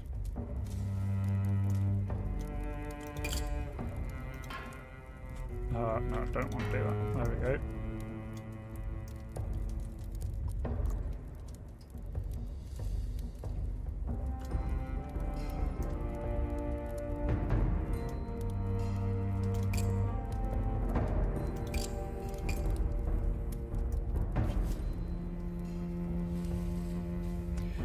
Yes, you can add fillers later on. It was mentioned at one point for ways of making very stiff but keeping the weight down. Right now this person doesn't care about the weight, so I'm making it stiff by having just a giant block of metal. They want a narrow point, so I can do that.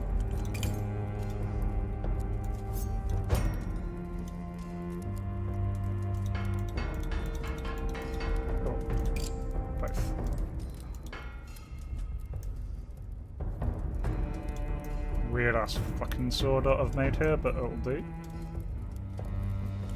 Actually, I wonder. I don't think this particularly matters from the point of view of.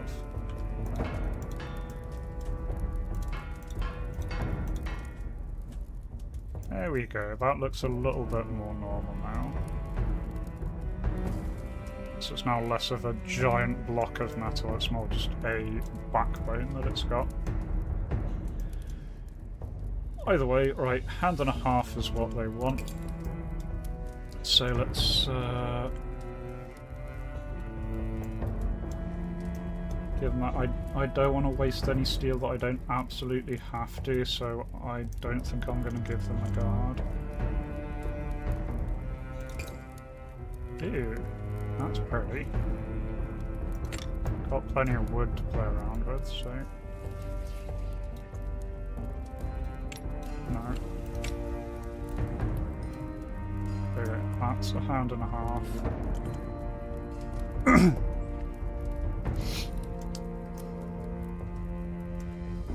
I do need to put...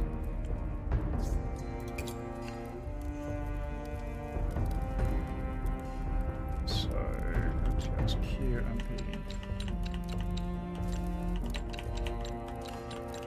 Alright, so that one's... That looks fucking awful.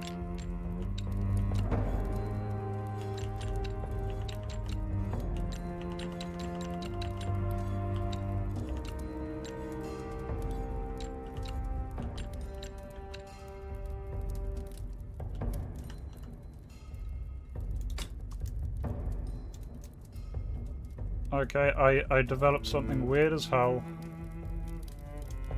but it is a weapon of sorts. I call it Cutty.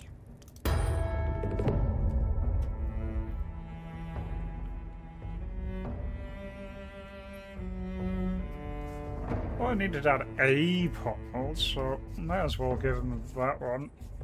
I just need to keep down the... I should have turned the pommel into wood. Ow.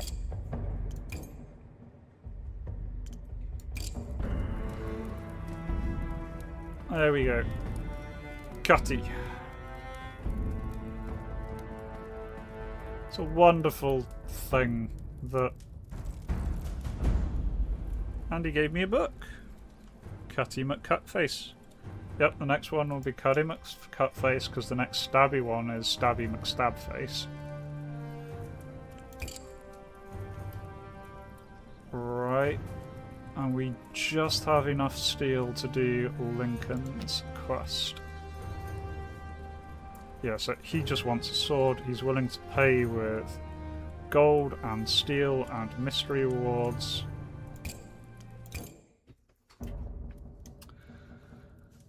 Right, we can do this. We can do this. Do. Okay, he doesn't want it too long, so that's fine.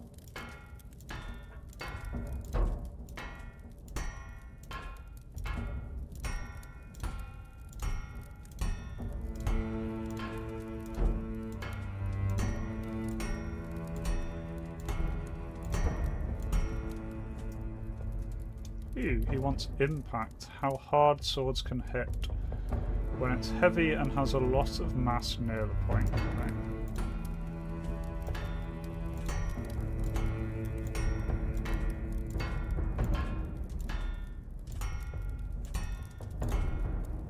Push that towards the top of his length requirement. Let's make it less of a giant block.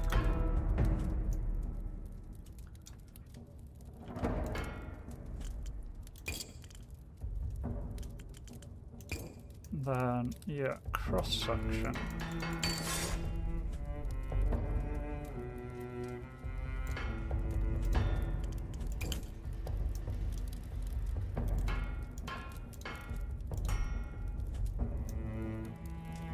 There we go. He wants a narrow point.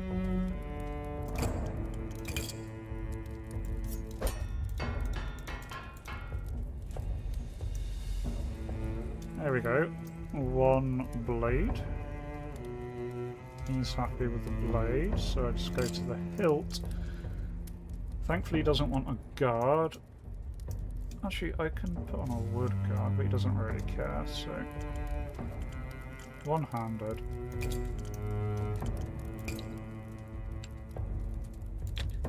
There we go. Fancy hexagonal blade to it. Does need a pommel. Yeah, not enough resources, but I can make that out of wood instead.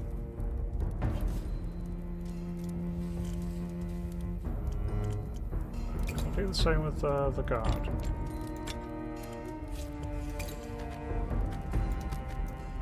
There we go, that's okay, so I can just make a wooden guard. Here we go. There's a sword. This is my last bit of steel.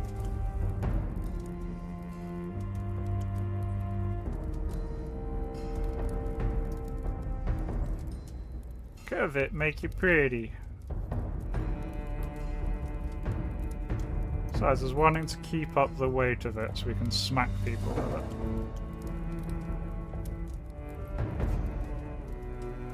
it. Cutty needs a companion called Sack. Well, this one is Smashy McSmashface.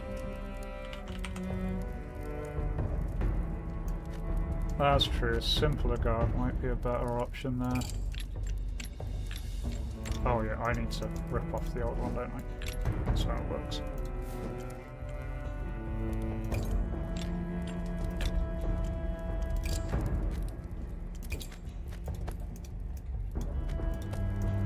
There you go, that looks fine.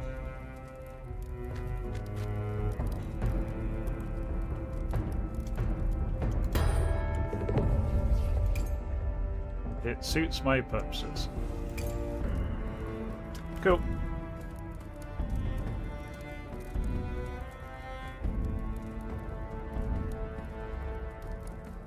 I got a small drum.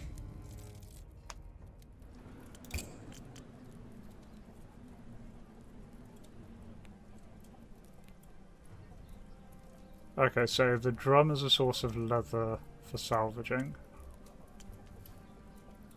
Well, I got decent pay that day.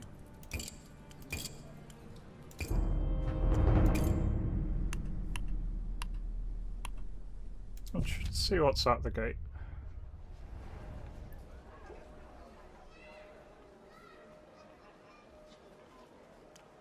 Outer gate looms over the camp. A threat and beacon. Refugees gather. Waiting entry. Impassive Garth.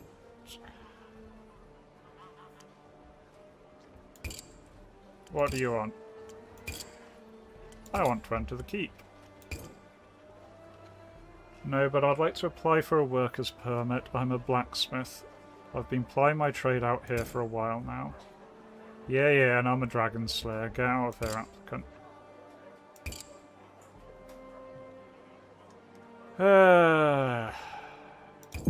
Okay. Still won't believe me. When it comes to drums, you can't beat this one. Yep. I saw it, I read it, I decided not to read it out.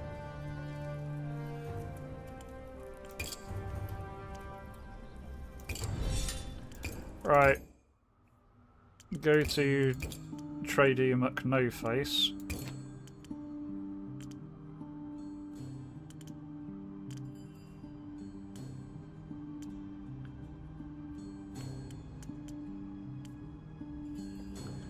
Yeah, I think just spend all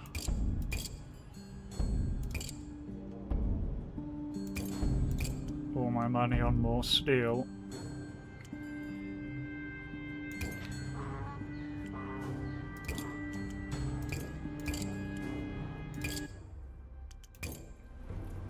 Alright, let's see. Bunch of people.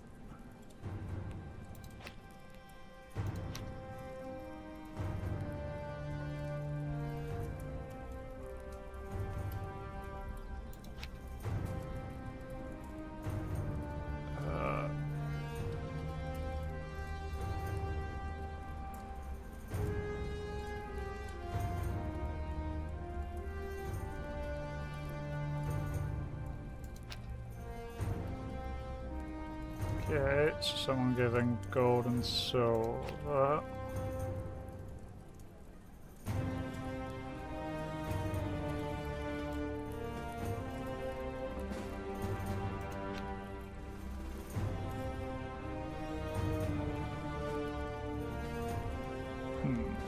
So he would give me the steel back that I would use.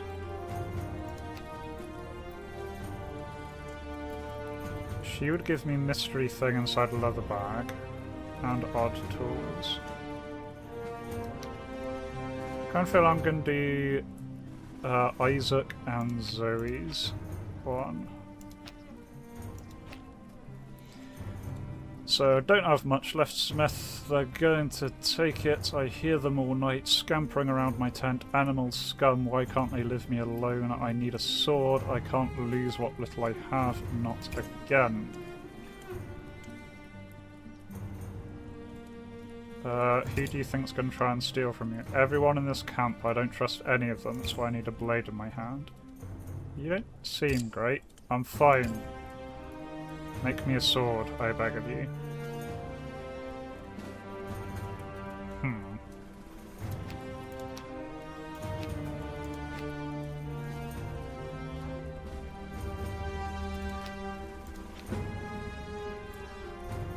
Maybe I shouldn't arm the crazy person?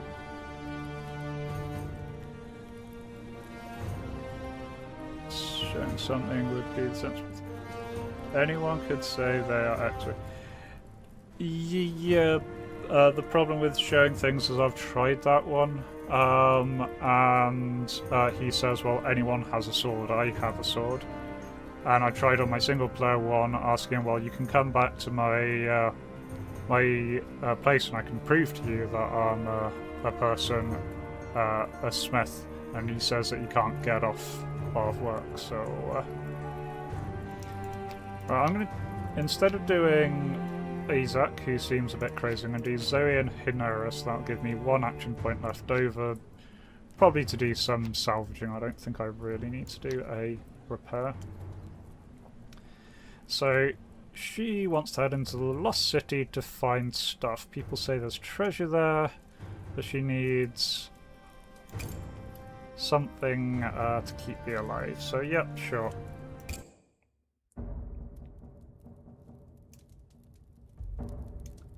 So you can prove you're a person. Yes. Right, okay, she just wants nice simple sword.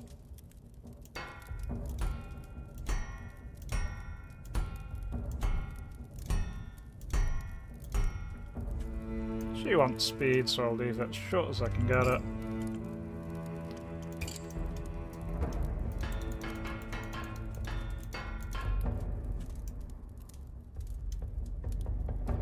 Bonk. Right, let's just do this one simple. There we go. Speed. I can change the... Oop, no, other way. Width, go down.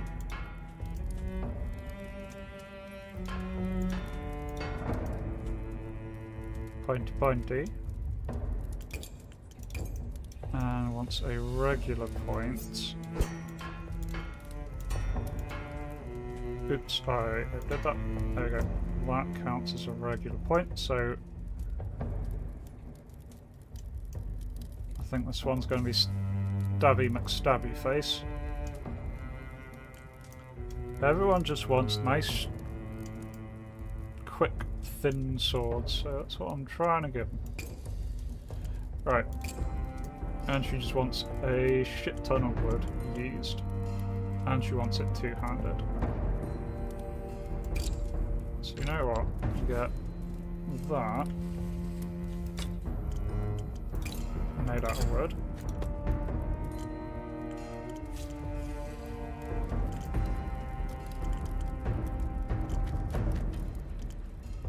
Might change that correct later.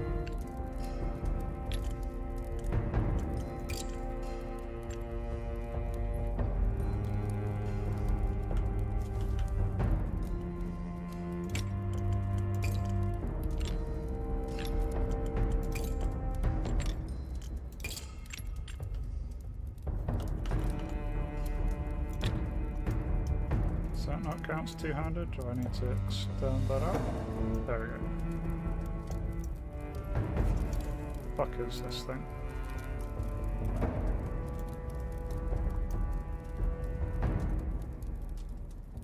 Okay, I need to change the sword guard. That looks frankly ridiculous.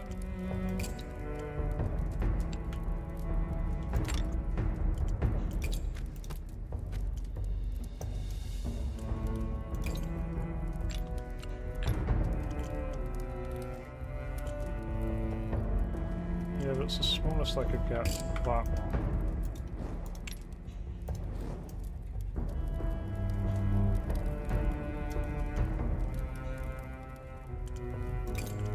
How small can I get now?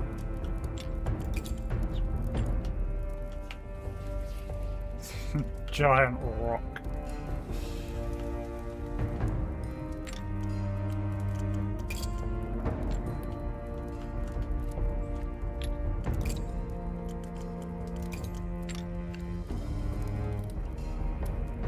I wonder what that one would look like. Yeah. Just wood, it looks like it's gonna break. Oh! Rapier cut, that's an interesting one.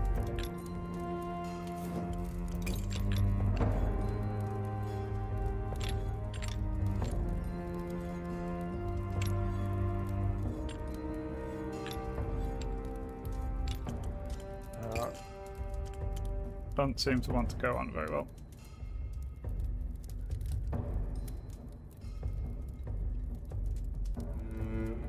Yeah, the customer's drunk, but you know what they say, the customer's always right. Especially when they're fucking wrong about everything. Right. You know what? Fine. It'll do. There's your bloody thing.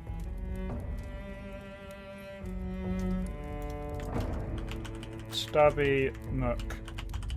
Stabby face. Here you go, Zoe. I've wielded a blade or two in my time, and this one's special. Oh, it's special, alright. Thank you, Smith.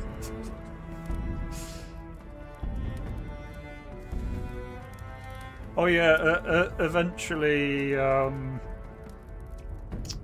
someone's going to come round to investigate why all of my customers mysteriously turn up dead with their shitty swords. Right, so I can do sword part blending. Allows you to blend... Oh, bending, not blending. Allows me to bend sword parts. Engraving. Allows me to engrave and increases my finesse by 1. First time I've seen it actually giving me a way to permanently increase my thingy. Unlock curving blades. And fullers. Nice. Ah, with rounded and smoothen. That's cool.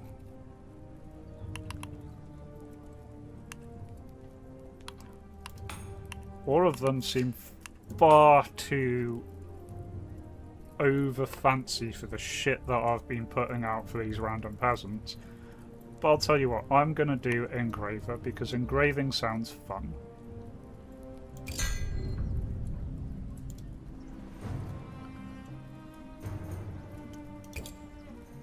Alright, and yeah, I was gonna do Hinrus? Hinrus. Weary-looking man approaches your anvil, his shoulders are bowed and his eyes are haunted, sporting a fresh black eye. Out here, the strong prey on the weak, I should have accepted that long ago. I'm tired of being counted among the weak. Good blade might change that equation. Okay. So, yeah, my choice are give a sword to the crazy fucker, who's probably going to stab his neighbour. Or give a sword to the guy who doesn't want to be picked on anymore. I'll go with the one who doesn't want to be picked on. He's probably going to go mug an old woman, but fuck it, that seems to be what we do here.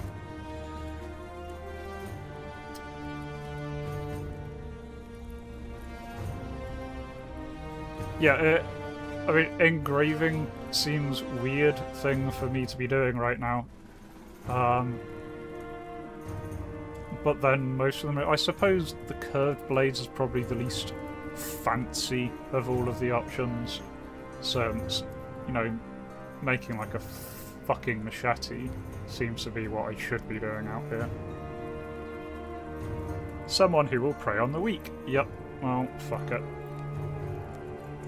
Gives me the steel, I give him back. So in terms of resources, it says... Okay, he doesn't really want... He just wants speed. And really not that much length. I can probably get away with not having this thing too weird.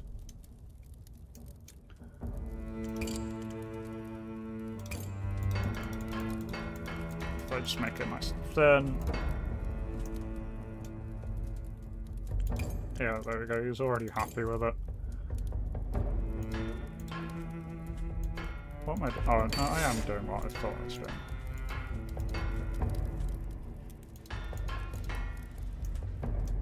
Oops. Oh no, the edge thickness is that thing. What's the spine width then? Oh, is that when I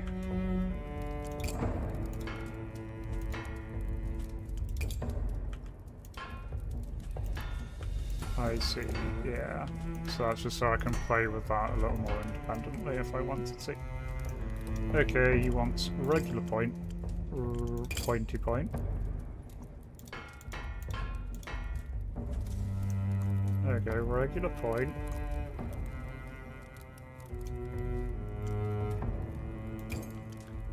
And he wants 2 things out of the heavy-handed book, which I have. Ew.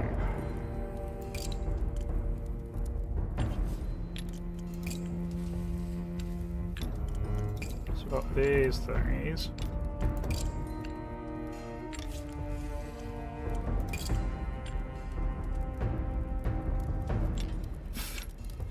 I love that you could put the rapier guard halfway down the blade like that. That's an interesting choice.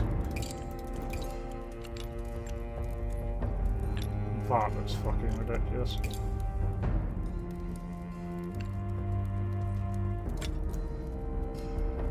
That though, that's okay. One-handed, that's good at least.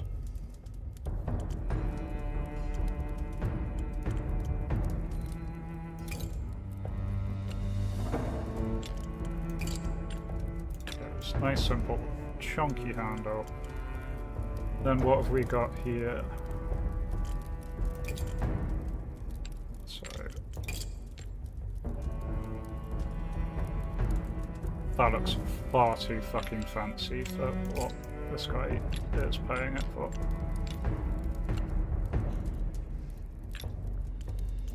You know what? Nice and simple.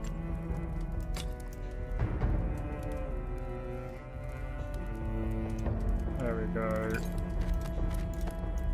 Make it our wood to save on steel. He's happy with it. I think that's a pretty good sword for someone who just wants to go out there and start preying on the weak. And yeah, the guards do look pretty. I definitely want to use them in the future. I just feel that this guy's sword needs to be a little bit shit. But at least it actually looks like a sword. Look at that blade. That's the best blade I've made in the last 3 days. It's not a needle. It's almost a gladius. I feel it has to be a little bit thicker to be a gladius, but that's not what the customer wants. Actually, I can probably get away with doing that. No, not thickness, width.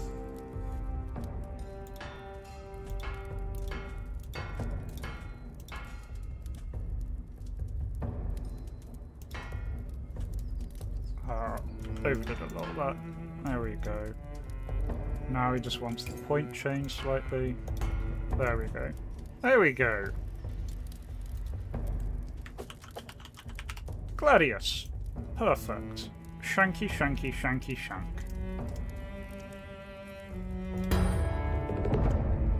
Takes the weapon with grim satisfaction, his mouth twisted into a bitter smile. Perfect. Now the next person who thinks I'm easy prey will learn otherwise. He definitely isn't just going to go mug an old lady. It's okay, everyone.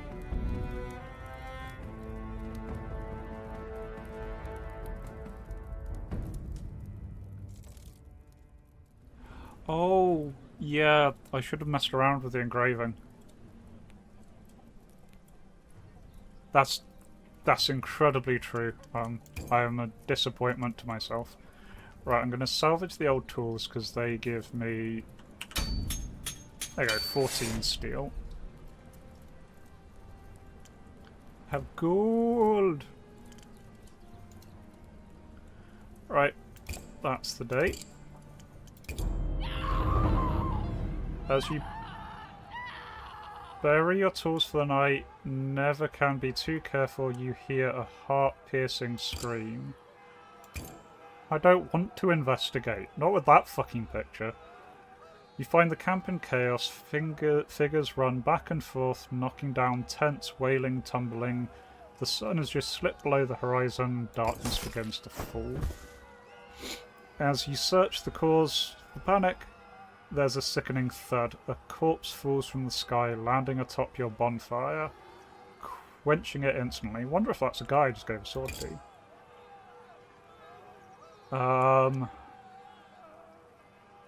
Yeah, run for cover.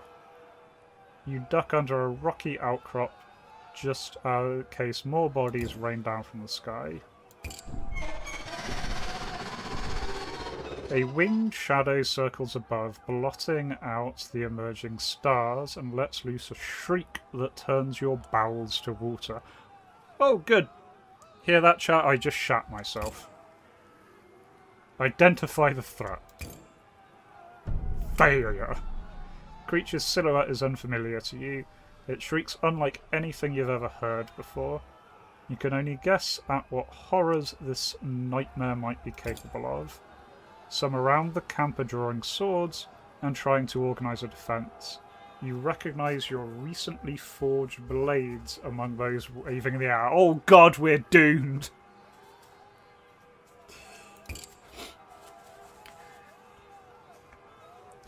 Sorry, I just saw that card. Yeah, don't really want to engrave the crazy person sword. Yeah, having a sword left at a crime scene that is with your name on it's probably not the best. The creature first dive is repelled by blades jabbing at its scything limbs, but it is too fast, too massive. It retreats into the air, then sweeps down elsewhere, targeting other defenseless prey. Watch helplessly. It descends on a fleeing woman, its jagged forelimbs plucking up the doomed soul. The beast descends. A few minutes later, the victim's carcass splatters to the ground. So I'm not good at diplomacy, so I will join those with the swords. Grab a sword and join the defensive ring that's formed around a group of wailing children. The beast swooped down, crashing into the circle with bone-crushing force, scattering among the armed men in all directions. I'll take a swing, 40%. I failed. Your sword clatters uselessly against the leathery hide. The monster swipes against you in retaliation. Do you have a fair chance to dodge? Yay! Leap out of the way, and the beast reaches past you. Unprotected children scream as the creature snatches one of their number, a little girl, looking as small as a doll in the monster's talons, her face a picture of pure terror. She twists and writhes in the monster's grip, momentarily breaking free. It lunges a second time. Pull her away from the monster. Fuck. You grab her for a moment, but the beast has her too. It beats its wings and ascend. The girl's sweaty hand slips from your grasp. The little one's terrified cries pierce the night as she's carried upwards. Moments later, you see her lifeless form drop, a single spinning dot tumbling towards the wasteland far below. It's going great, guys. At last, as more refugees flee to cover of the lost city ruins, the beast strays too close to Erin Keep. The invisible barrier crackles, suddenly alive with pale blue energy. Fierce tendrils of power skitter in all directions like cracks spreading through glass, and the beast shrieks in agony. Chastened, it swoops away, finally abandoning its banquet. A terrible silence falls, broken by the occasional sob. At long last, it's over. Yeah, help the survivors. You wander the camp, reunited, separating families and discomforting the bereaved. Finally, you are so exhausted you can barely stand. You stumble back to your tent and fall into a dreamless slumber. I am exhausted for 2 days.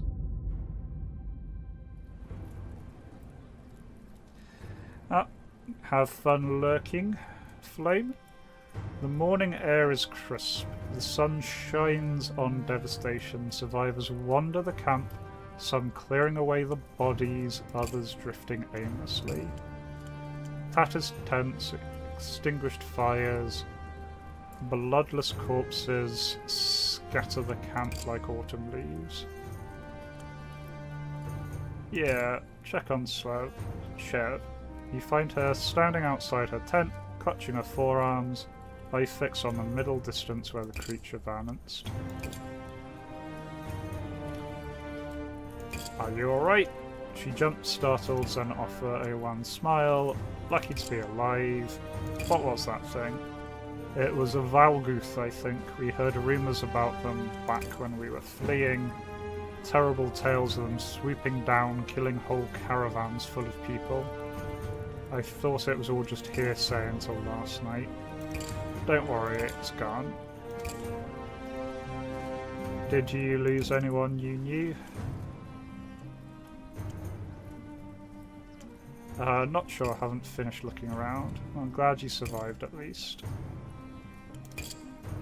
Thanks for checking on me, there's a lot of hurt people, I'm going to see if I can help. Let's search for that lovely family. Stop short when you arrive at the tent, the iron pot has been knocked over, the fire is burnt out. The tent is a tattered wreck soaked in blood and gore. The creature ripped the tent apart, then ripped apart those within. There's more than one body, but they're too badly mangled to tell apart. The tall remnants of Gaida's patterned dress flutter in the breeze. Chodo is nowhere to be seen. You turn away.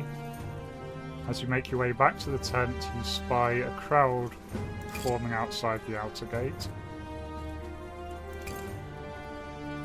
A mob has formed at the gate, shouting at the guards. It's a volatile situation born of grief, rage and fear. Survivors of the attack voice a common complaint. The guards did nothing to stop the massacre. But really their complaint is more basic. They're still stranded outside the city with no reprieve in sight. You suspect the guards would happily retreat into their stone parapets, but the wagons are rolling through. Gates need to be opened.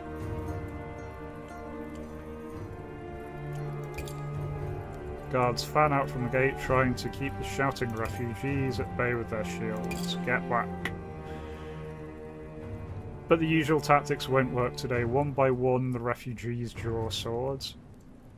Sharp blades glitter in the morning light and you recognise your own handiwork.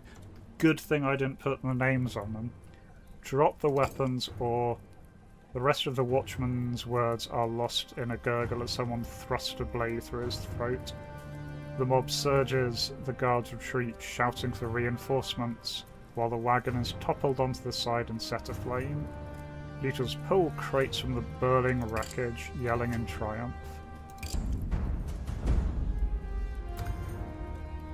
You beat a hasty retreat as more guards pour out of the gate, swords drawn, ready to enact bloody vengeance upon any applicant foolish enough to have lingered. The doggo! The doggo! Hopefully the doggo's okay. Right. So I lose AP and Finesse. Because I see EP.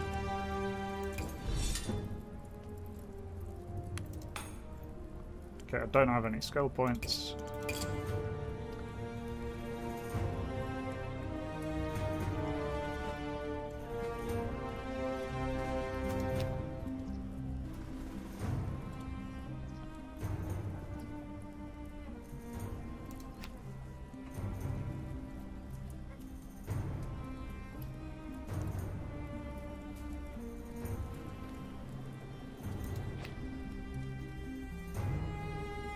Crazy bloke.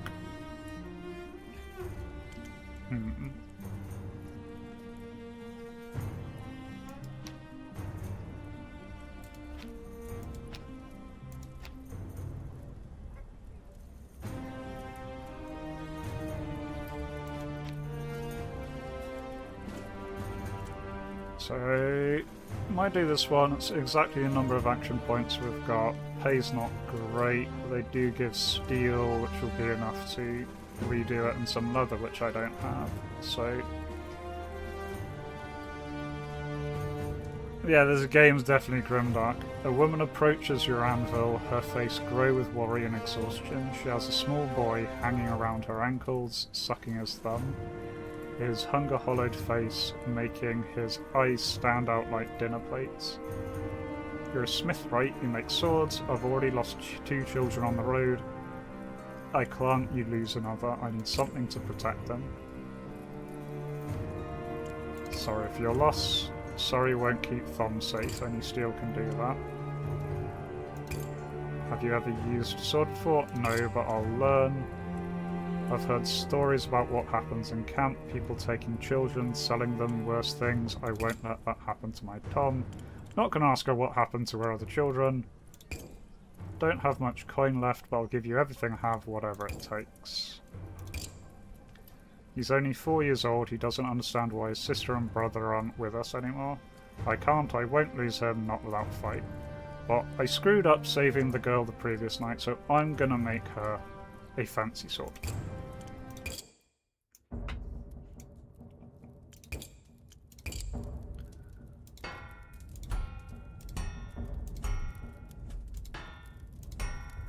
Right, she doesn't want it particularly long, so there we go. Wants mobility.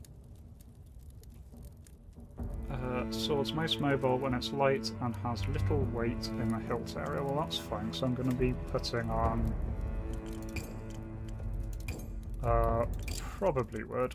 Yeah, change thickness. Right, she does want some stiffness, so I am going to leave it with some stiffness.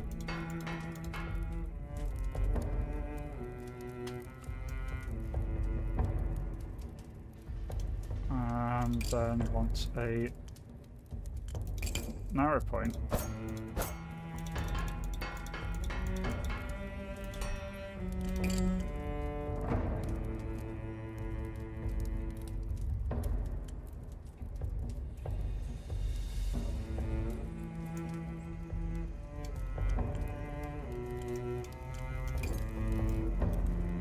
Okay, so make it thicker towards the point. That's making stiffness worse.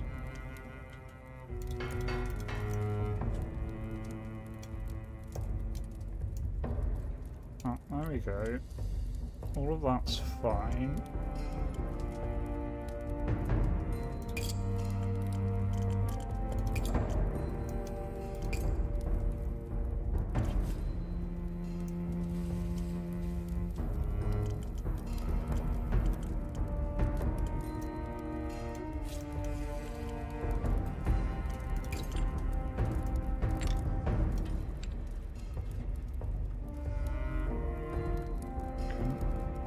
Higher rotate.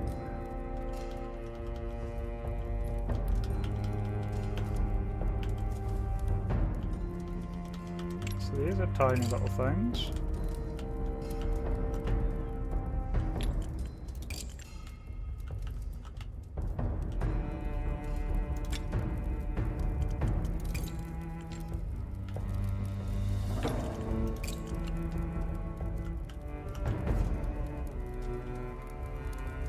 I don't know what I'm doing.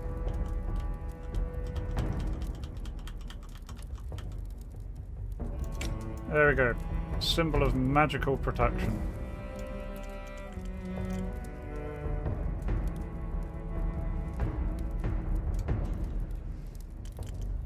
Anyway, she wants it one-handed. She wants Smith's companion, so she wants one of these guards.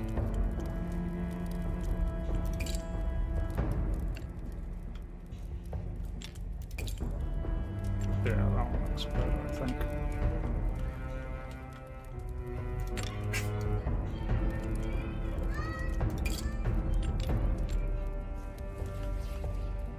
Well, so that matches that nicely. And then...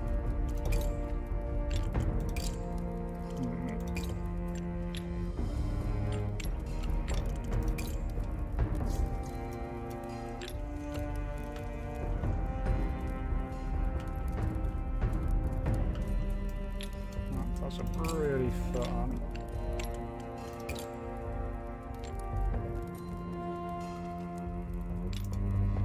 Gonna go for a different handle. That one getting thicker at the end, it's not actually.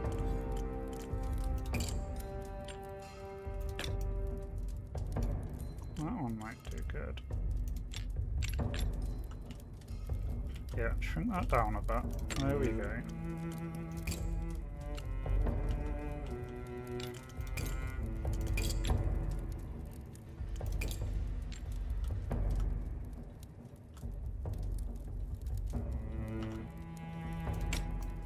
Oh,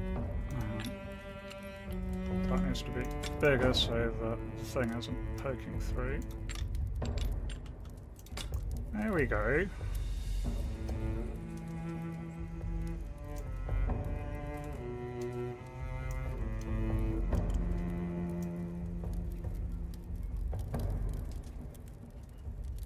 Well, Zenich can protect her against all the bad things.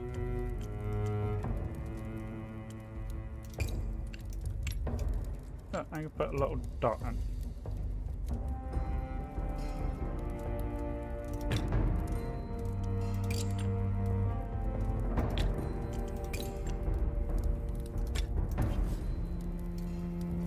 Very fancy.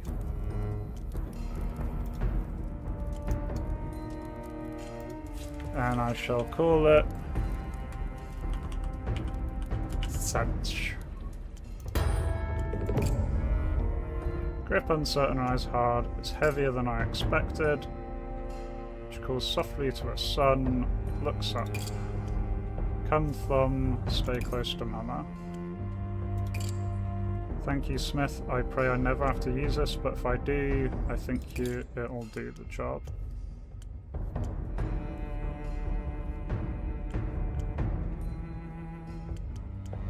Keep him close every moment.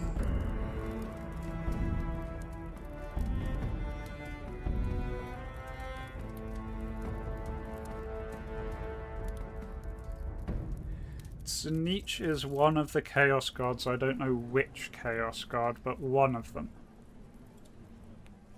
Unless I'm very much mistaken.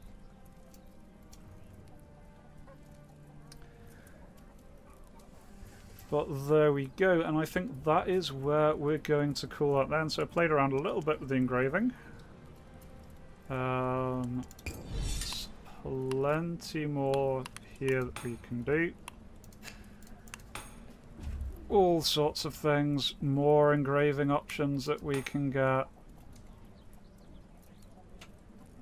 Increases organization, skills, bending, swords, all sorts. And this is still chapter 1. There is another chapter that has just been released.